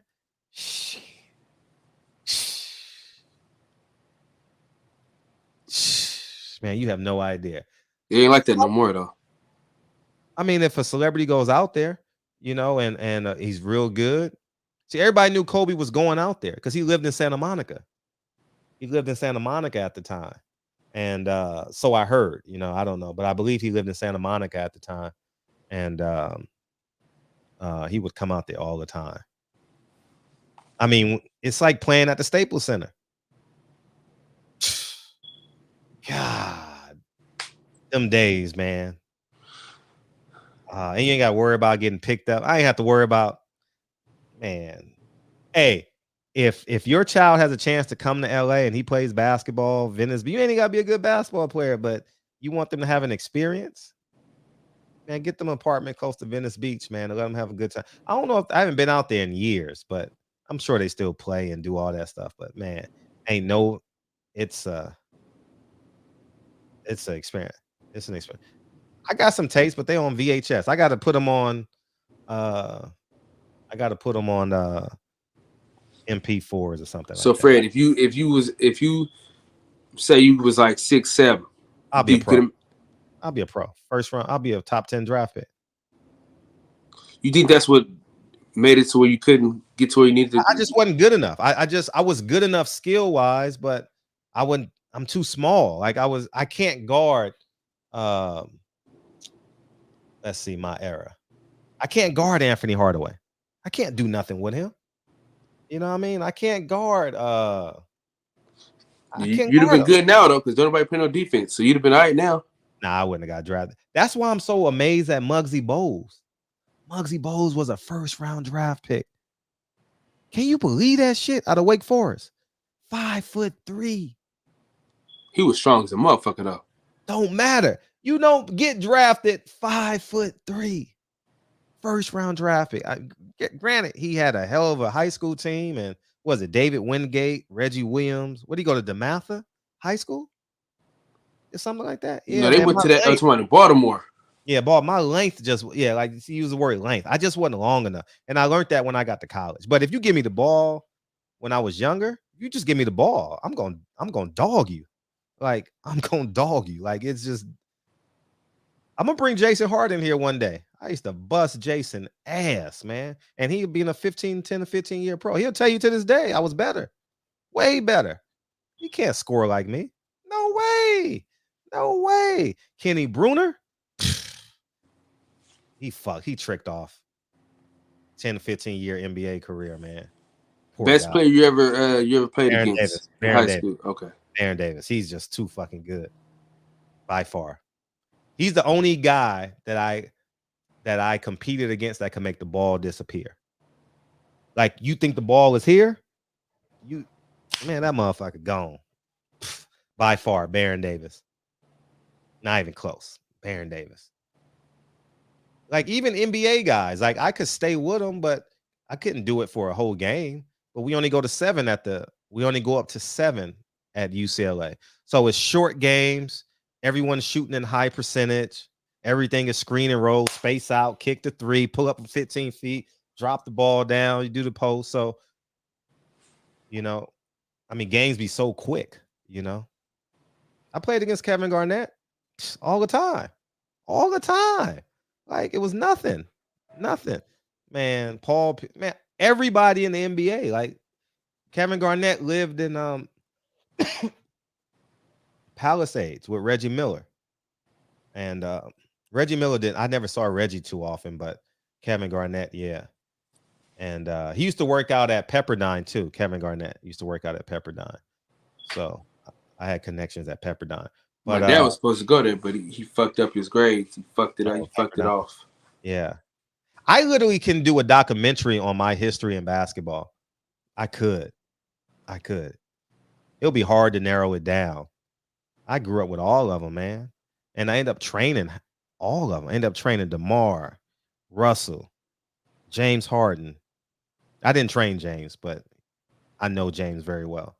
All those guys. Jonathan, Taj Gibson. Who else is a pro out of LA? I trained them. Whoever's out of LA the last 10 years, prior to y'all meeting me, I trained them. I was like the head, like one of the best trainers status-wise in LA. What made you stop? I couldn't duplicate myself. So what? I can't duplicate myself as a trainer. Only could do so much, Only can make money while I'm there. Hassan Adams, yeah. Hassan Adams was a pro. I never trained him though. I trained who did I train out of there? What's the kid's name? He's still in the NBA. He's getting 10-day contracts. The big guy. He was on the same team with Hassan Adams. He came out of high school, got drafted by the Pistons. Yeah. So I trained you said because you couldn't only make money while you was there? Yeah, like only can make money while I'm present. As a trainer, I couldn't duplicate myself. So I had to think of something where I could duplicate myself, and that's property. I can duplicate the property. Like if I'm charging $100 an hour, only can make that $100 an hour. If I'm charging $75 an hour, only could charge that $75 an hour. You get what I'm saying? So now that you in the spot that you in now, would you go back and train? I would be an online trainer. I wouldn't care who it is. I would be online trainer. I would sell packages. I wouldn't train no one in person. Are you gonna get Lincoln into sports? He likes basketball right now. He likes basketball. He likes boxing. He's athletically inclined. But he's into piano and stuff. Like he's really into piano and building stuff. And so yeah, I hope so. Hope so. He's gonna play, but will he love it? I don't know. He's a first grader. But he asked me the other day, I want to get better at basketball this year. I was so happy. Yeah. So we'll do more with it. Yeah. Yeah, he did focus ball. Yeah. Nah, you wouldn't have gave me no 50 straight. Nah. No, man. There was a time, take me down memory lane. There was a time when my college teammate is coming on February 1st. My college roommate, excuse me, that's even better. My college roommate is coming in here February 1st. And yeah, he's coming to promote his film. I mean his mixtape. So yeah, I get to ask all the stories you want next Tuesday. What else? What was I talking about right now? It was kind of good. Oh, there was a time in LA. I think my men's team, we won about 50 games in a row. We were that dominant. We were so dominant, man. Man, I'm telling you, man, I was a beast, man. Man. But, you know, it is what it is, man. I'm not a pro. I'm not telling you guys I should have made the NBA. I'm not going to lie to y'all niggas, but I had a skill set. Like, you couldn't stop me from doing what I wanted to do. I knew I couldn't get all the way to the rim, so I'm gonna get the 15 feet. I'm gonna dress you up, get the 15 feet, and let it go. That's it. You know, I'm not no dunker or nothing like that, but you ain't gonna stop me. That's for damn sure. Ask Jonathan. I beat him. I beat him. That's why I beat him. He told you on the show. I'll never give him another rematch because he'll kick my ass. Hey, Fred.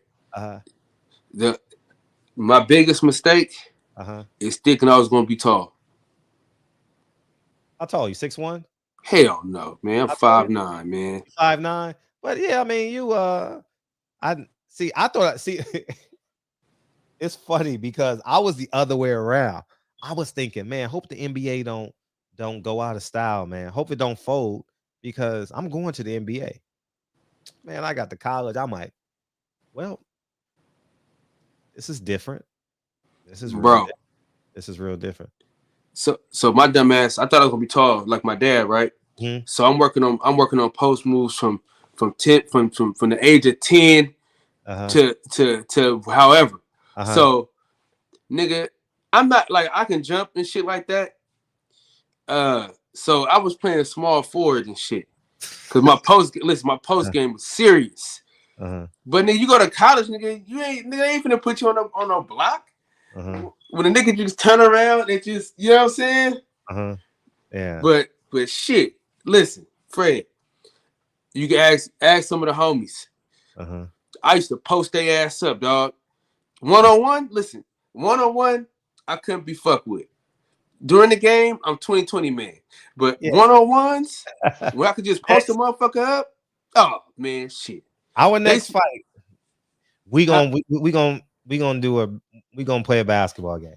The Saturday morning, we gonna play basketball. We gonna get our old asses ready, and we gonna play some basketball. That'll be cool. Listen, I'm gonna tell you this though. Put some meat on the grill or something. Dre will do that. Put some meat on the grill. Hey Fred, in my old age, dog, I am glad that I did work on my post game because you know muscle memory is a motherfucker. But I still could post a nigga down.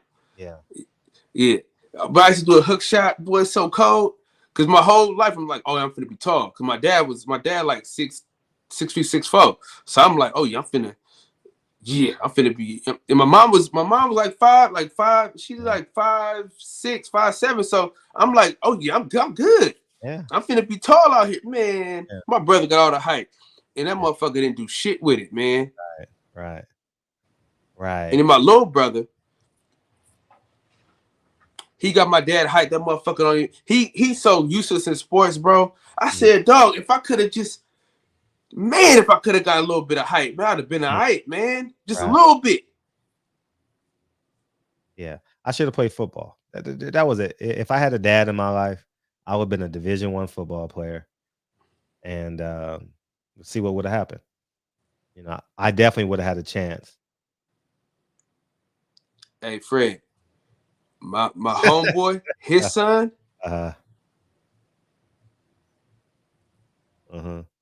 Yeah, Fred, you got to chill. The real balls live on. I'm from the East. That's all I used to tell them niggas, man. I'm from New York, man. You can't stop me, man. I had a real New York game. Like, get to the rim, all that shit, real aggressive, fight, throw the ball. Like, I was a fearless little motherfucker, man. You know what I mean? That's the Slim. What's up with it? What's up? Yeah. What's up, Earl? I used to, hey, Earl, his brother is Sean Higgins. I used to kill Dwayne Davis. We played them Hey, twice. Hustle Slim, that's exactly right, man. I was the right height to be a mascot. Man, I should have kept it going. I killed Dwayne Davis. Not kill him, but 17-9, 17-10. That's my job because I had the leading scorer in the city, Quentin McCowan. And me and Dwayne used to go at it. He was starting guard at Fairfax, went to Arizona State. He was fast now. He was fast. He was good. That's one of my biggest regrets, Fred. Is not carrying, like, keep doing that mascot shit. Cause I could have been all right. I could have been well off. Yeah, I know Clipper Darrell very well. Clipper Darrell. I should have kept it going. I should have kept that shit going. Cause it was crazy. Cause a lot of the homies and shit and like coaches, they always ask me, why didn't you keep going? I said, nigga, I couldn't get to college. Shit. Yeah, fact. What's up, Bobby? Yeah, anyways, man, that's enough going back. It felt good going back down memory lane. But my college roommate is coming. Y'all can ask him any motherfucking question you want. He gonna tell you I was a bad motherfucker, man. I was a bad man. God, if you compared me to boxing, I'm not Earl Spence. I'm not Terrence Crawford. But who's Sean Porter? No, I'm way better than Sean. Like I'm definitely better than Sean in terms of skill set. But I'm not the best. I'm not the best. No, because I work harder than Adrian Broner. Like, I wasn't a quitter. Like, I'm gonna get everything out of me. You know what I mean? I'm not the best, but let me say, Fred, why is it Rick has been ghost since his name been ran through the mud? He can't hide. Well, guess what? Mr. Henderson, he'll be in here Monday. Him and Rick Ross. You know what I mean? I was Keith Thurman. Yeah, I'm like Keith Thurman. But hell no. But I'm not a quitter though. But I'm talking that's about what I was about to say. That's what I was going to say.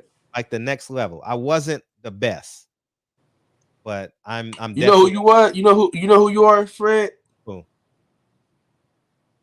The nigga that lost to Canelo. He lost to Charlos too. Austin Trout. Yeah, I'm probably like Austin Trout. Yeah, I'm probably like Austin Trout. That's who I am. That's basically who I am. If you want to compare, not elite, but not. I'm not elite. But I'm a winner. Definitely a winner. And yeah, definitely. Yeah. He worked his ass off. He busted his ass. I was a workman, but I was super athletic though, man. Like it's weird, man. It's weird that y'all see me sitting here, man. Man, I was explosive like a motherfucker. Kind of like Zab Judah-ish, because I was athletic, man. Like bouncy, like quick, explosive, like Zab Judah. Yeah, not the best. But see, Zab Judah was the best though at one point. Yeah, he was the best. But we knew he was the best. I was like Zab Judah after the belts. Like the skill set, like the flashiness against it. Nah, I was better than that, but somewhere in there. Austin Trout is a good analogy. Austin Trout is a very let me have that one. Yeah, I got it. Yeah. Mr. Henderson, Fred, you should throw a b-ball event for the month. I am. Next fight we decided to go to, we should play basketball and have a family day. We play basketball, maybe 3-on-3, full court, whatever. Hell, I'm down. Yeah, man. Once I get to this goal, Fred, I'm gonna start hooping on the weekends again. But right now, I'm working on my off days, man. It's grind time for real. Yeah, facts. Let's get out of here, man. And I appreciate y'all taking me down. I was like Fred Van I was like that. Dominant. I could compete against the best, but I wasn't the best. You know what I mean? Kyle Lowry, kind of. That's kind of who I was. I'm going to make an all-star team. You know what I mean? Like, somebody said you was Andre Berto, cuz. Andre Berto was kind of like, yeah, he was flashy. You know what I mean? He was flashy, had, yeah, like that. I was in that realm. Maybe like Andre Berto. That's a good one. I'm a world champion. Yeah, kind of like that. Yeah, I'm like that. But I wasn't no Earl Spence. I wasn't that good. I wasn't Baron Davis. I wasn't that. Baron Davis was just, forget. I knew when I guarded him, yeah, like kind of like D-Leaguish. You're right. Yeah. When I guarded Baron Davis, I said, this is what a pro is. Because you think you're going to the pro. You think you couldn't tell me I wasn't going to the NBA. Man, I was so good. Like, you couldn't tell me.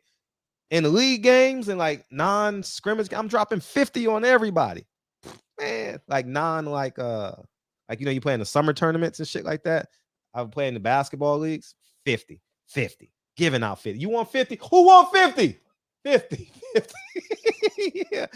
But yeah, man. Yeah. But when So you think you should have did more in high school? You should have just kind of took over a little bit more?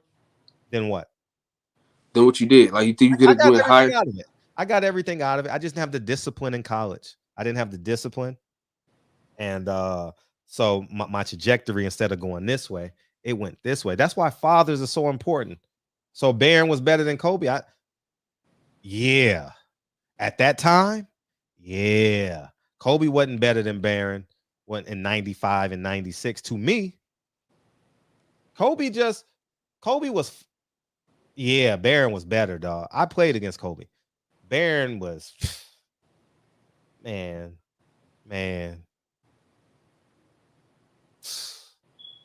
Yeah, he was better at that time. He was older too, right? No, I think Baron is class of 97, right? Yeah, because I'm 95. He's 97. Kobe's 96, right? Yeah, Baron was. To me, I never guarded Kobe. So, but Kobe was so much taller than everybody at the beach. He had long arms, gangly arms, and he was real popular because they just traded Vlade. Thank you. They just traded Vlade, and everyone's like, who is this kid? He went straight to Venice Beach. And Ellie can't. We on different levels. Like, that's not. Man, yeah. You know Gary Payton's son that's in the NBA right now? He bad. That kid can go. The younger son was actually better, bro. He bad. That motherfucker bad, dog. That Juju, I don't know. Like, I don't know what be happening, man. Like, these kids be having all the talent in the world, and they just be like, all right, fuck it. Yeah. That's the one thing I hate about my brother, right? Like, I struggled in school. That nigga struggled in school on purpose. You know what I'm saying? Like, he just didn't give a fuck. Like, he could look at something, Fred, and remember that shit verbatim. I got to look at shit 10,000 times, bro. And I'm looking at this nigga like, man, you dirty bitch. You know what I'm saying? Nigga was tall as shit, athletic, didn't do shit with it, man. Meanwhile, nigga, I'm short as a motherfucker. I got a little athletic, you know what I'm saying? I'm a little athletic. I'm average. You know what I'm saying? That nigga could dunk and shit. He had, you know what I'm saying? Yeah. Nigga had long arms and shit. And just didn't do shit with school, bro. And then nigga, you know what he gonna tell me, Fred? Bro, I just didn't like it. I said, nigga, who likes school, bro? They want you to learn what they want you to learn. I don't give a fuck, bro. Nigga, I'd for damn sure if I had the smarts that he had and his height and his length, I'd at least went to college, man. I probably could have played in college. I probably could have hooped like a D3 or something. You know what I mean? I probably could have done that. But he could have went somewhere. That nigga didn't do shit with that talent, man. Fucking bum. Yeah. Oh, Carissa Floyd went and saw Carissa Shield. Man, she felt for it, huh? Man, we got to stop being satisfied with these motherfucking symbolic fucking gestures. Tell Floyd to put some money behind Carissa Shield. Fuck the bullshit. He can't. He can't right now. It's tied up in Al Haymon. I'm just saying, man. Hey, I support you. Fuck these symbolic gestures, man. These George Floyd statues and these Mahalia Jackson quarters. Who's on the quarter? Mahalia, who is it? Harriet Tubman. Who's on the dollar? No, it was Maya Angelou, I think, right? Maya Angelou, and man, fuck that, man. We need Carissa Shields needs some financial support. How about you support her? Go to her fight. You know what I mean? You got a private jet. Go to her fight, support her. You know what I mean? Put your brand behind her, for real, for real. We satisfied with them just showing up and taking pictures. Hell no. Anyways, you ready to get out of here, man? I appreciate y'all taking me down memory lane, but Baron Davis was the best player ever guarded. Not even close. Like, I couldn't do nothing with him. Like, well, Fred, another great show, man. I never played against Master P. I never played. I trained his son for 3 years. I was like, boy, that youngest son he got, boy. Yeah, they were little kids, man. That's the craziest shit ever. Hersey and Versey and Percy. That's their names. Hersey, Versey, and Percy, I think. Man, they were little kids throwing the ball up at USC while I'm training Rome. Those were the good old days, man. Boy, me and Rome had a good relation. I was like his sensei. You know what I mean? You think he could have been better than what he was?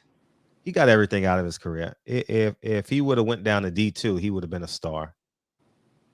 Like, because he could play, just not at the D1 level. But if he would have went to like a D2 school, he would have started for 4 years, had a hell of a career. You know what I mean? He could play. Yeah. Him or Bow Wow? Oh, come on, man. Stop. Now, Rome was a real basketball player. He just wasn't a D1 like DeMar. DeMar was a can't miss kid, Yeah, DeMar was a problem. Nigga can't miss an NBA either. Shit, that motherfucker.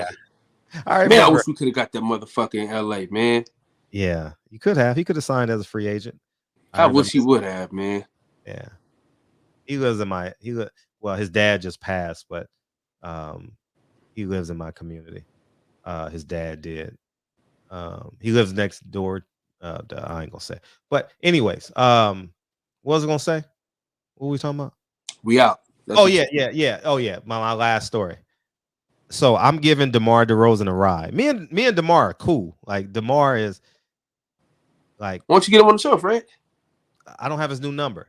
So like every summer I get their numbers. Like, and I didn't go to the Drew League this summer because of COVID. So I usually see him, and so I used to I trained him for 2 years, DeMar. And I had a 745 I at the time. And we're driving to USC because we're coming back from somewhere. He's like, man, I want to have a car like this. I said, DeMar. He said, man, I want to have a car like this one day. He's 17, don't know no better, freshman at USC. I said, DeMar, you gonna own a car lot. Next year, this time, you gonna own the car lot. What are you talking about?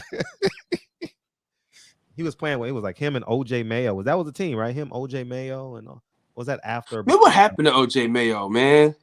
He was on some nigga shit, On some nigga shit. So but OJ was that class. He was in there. I had him, Davon Jefferson. Imagine I'm training all these guys. Him, Davon Jefferson, who should have went to the pro. I told him to go pro after his freshman year. Didn't listen to me. And Taj, he got hurt? No, he stayed too long. And then they don't remember. The next guy is coming with potential. Hassan Adams was a second round draft pick. Yeah, out of Westchester High School, out of Arizona. Yeah, he was a bad McDonald's All-American. Yeah, on some nigga shit. Yeah, Rome was my dude, man. You say my name with Rome, you in good graces, man. Yeah. Well, I'm a name drop king, nigga. Remember, I called your ass to drop the name. Your trainer Fred. Your trainer Fred. He trained you for 3 years. Oh yeah. Yeah, I ain't seen him since though. I haven't seen him in a long minute, but you know, if I bump into him, they'll come on the show in a moment's notice. Especially Rome. Me and Rome was, he was offering me the world and I never took it. I didn't care to. You want to go with me to New Orleans? Nah. I see you when you get back. I'm gonna hang out with you. Want to go with me with Chris Paul's house? Chris Paul lives. Well, y'all. I'm pointing like y'all know, but yeah. You want to go with me to Chris Paul's house? Nah, I'm good. That's when Chris Paul played for the Clippers. I don't know. I think so. I think it's in that realm. I think it's in that time period. But anyways, either way, he had a house out here anyway, so he would spend a lot of time there. Anyway, let's get out of here, man. Thank you guys for sending me down memory lane. It felt good. It felt good when I used to be a great athlete. And memory lane is good, man. You got some great fucking stories, Fredro. Oh man, them stories so old. Yeah, man. But if you ever want your child to have a great time, have them spend the summer on Venice Beach, man. So many foreign women, so many celebrities. Man, it was ridiculous, dog. Like I always say, Fred. Oh my God. Keep your foot on these suckers' necks. I will. Thank you. Shout out to Deacon. You know what I'm saying? We are not supervisors. Nigga, we bosses. Yep, we are. In the words of the great philosopher DB, Fredro. Play the song, Fred! Yeah, man, I'm glad. I appreciate y'all, man. Take me down memory lane. I told you when I get 80, I'm gonna write a book on all the celebrities I smashed. I'm gonna write a book. I don't give a fuck. We all old, gray hairs, has-beens.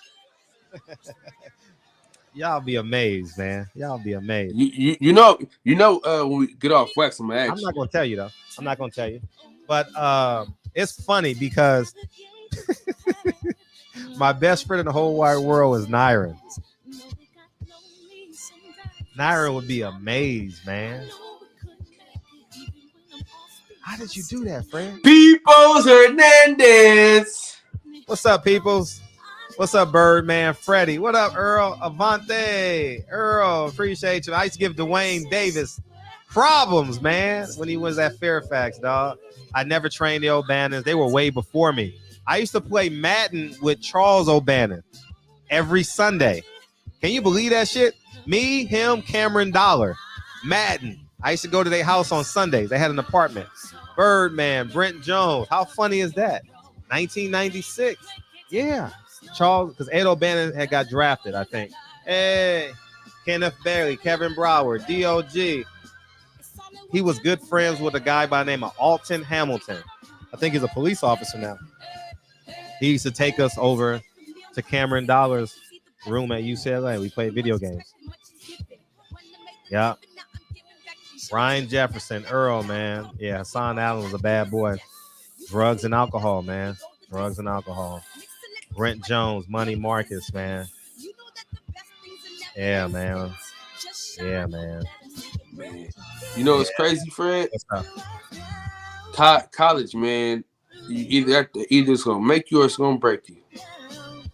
See, I was real savvy. So I knew in order for me to survive college, I knew how to survive, man. I knew how to survive. Yeah, my homeboy Drake could have made it to NBA, but when he got to school, he just said, fuck it. You know what I'm saying? Like, he was so good that he was just like, fuck it. You know what I'm saying? Yeah. I was never that good. I knew I needed my work ethic. You know what I mean? Yeah. I knew I had to work.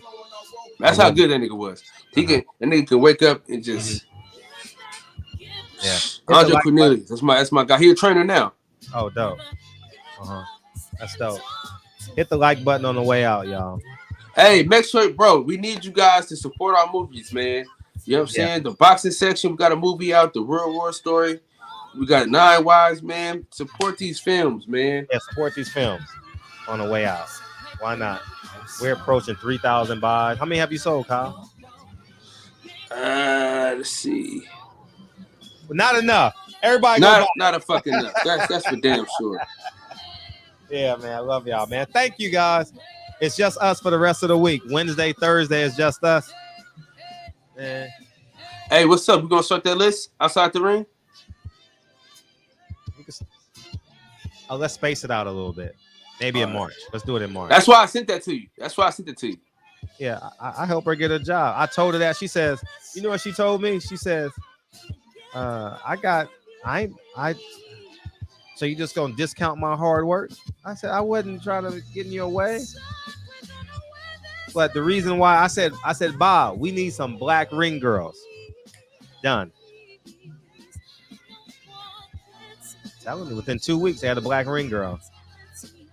You know what I mean? So you don't get enough credit. Yeah. So we'll talk about that. We'll talk about this topic tomorrow if nothing else pops up. Love y'all, man. We gone. Thank y'all for tuning in tonight, man. Appreciate you, Kyle.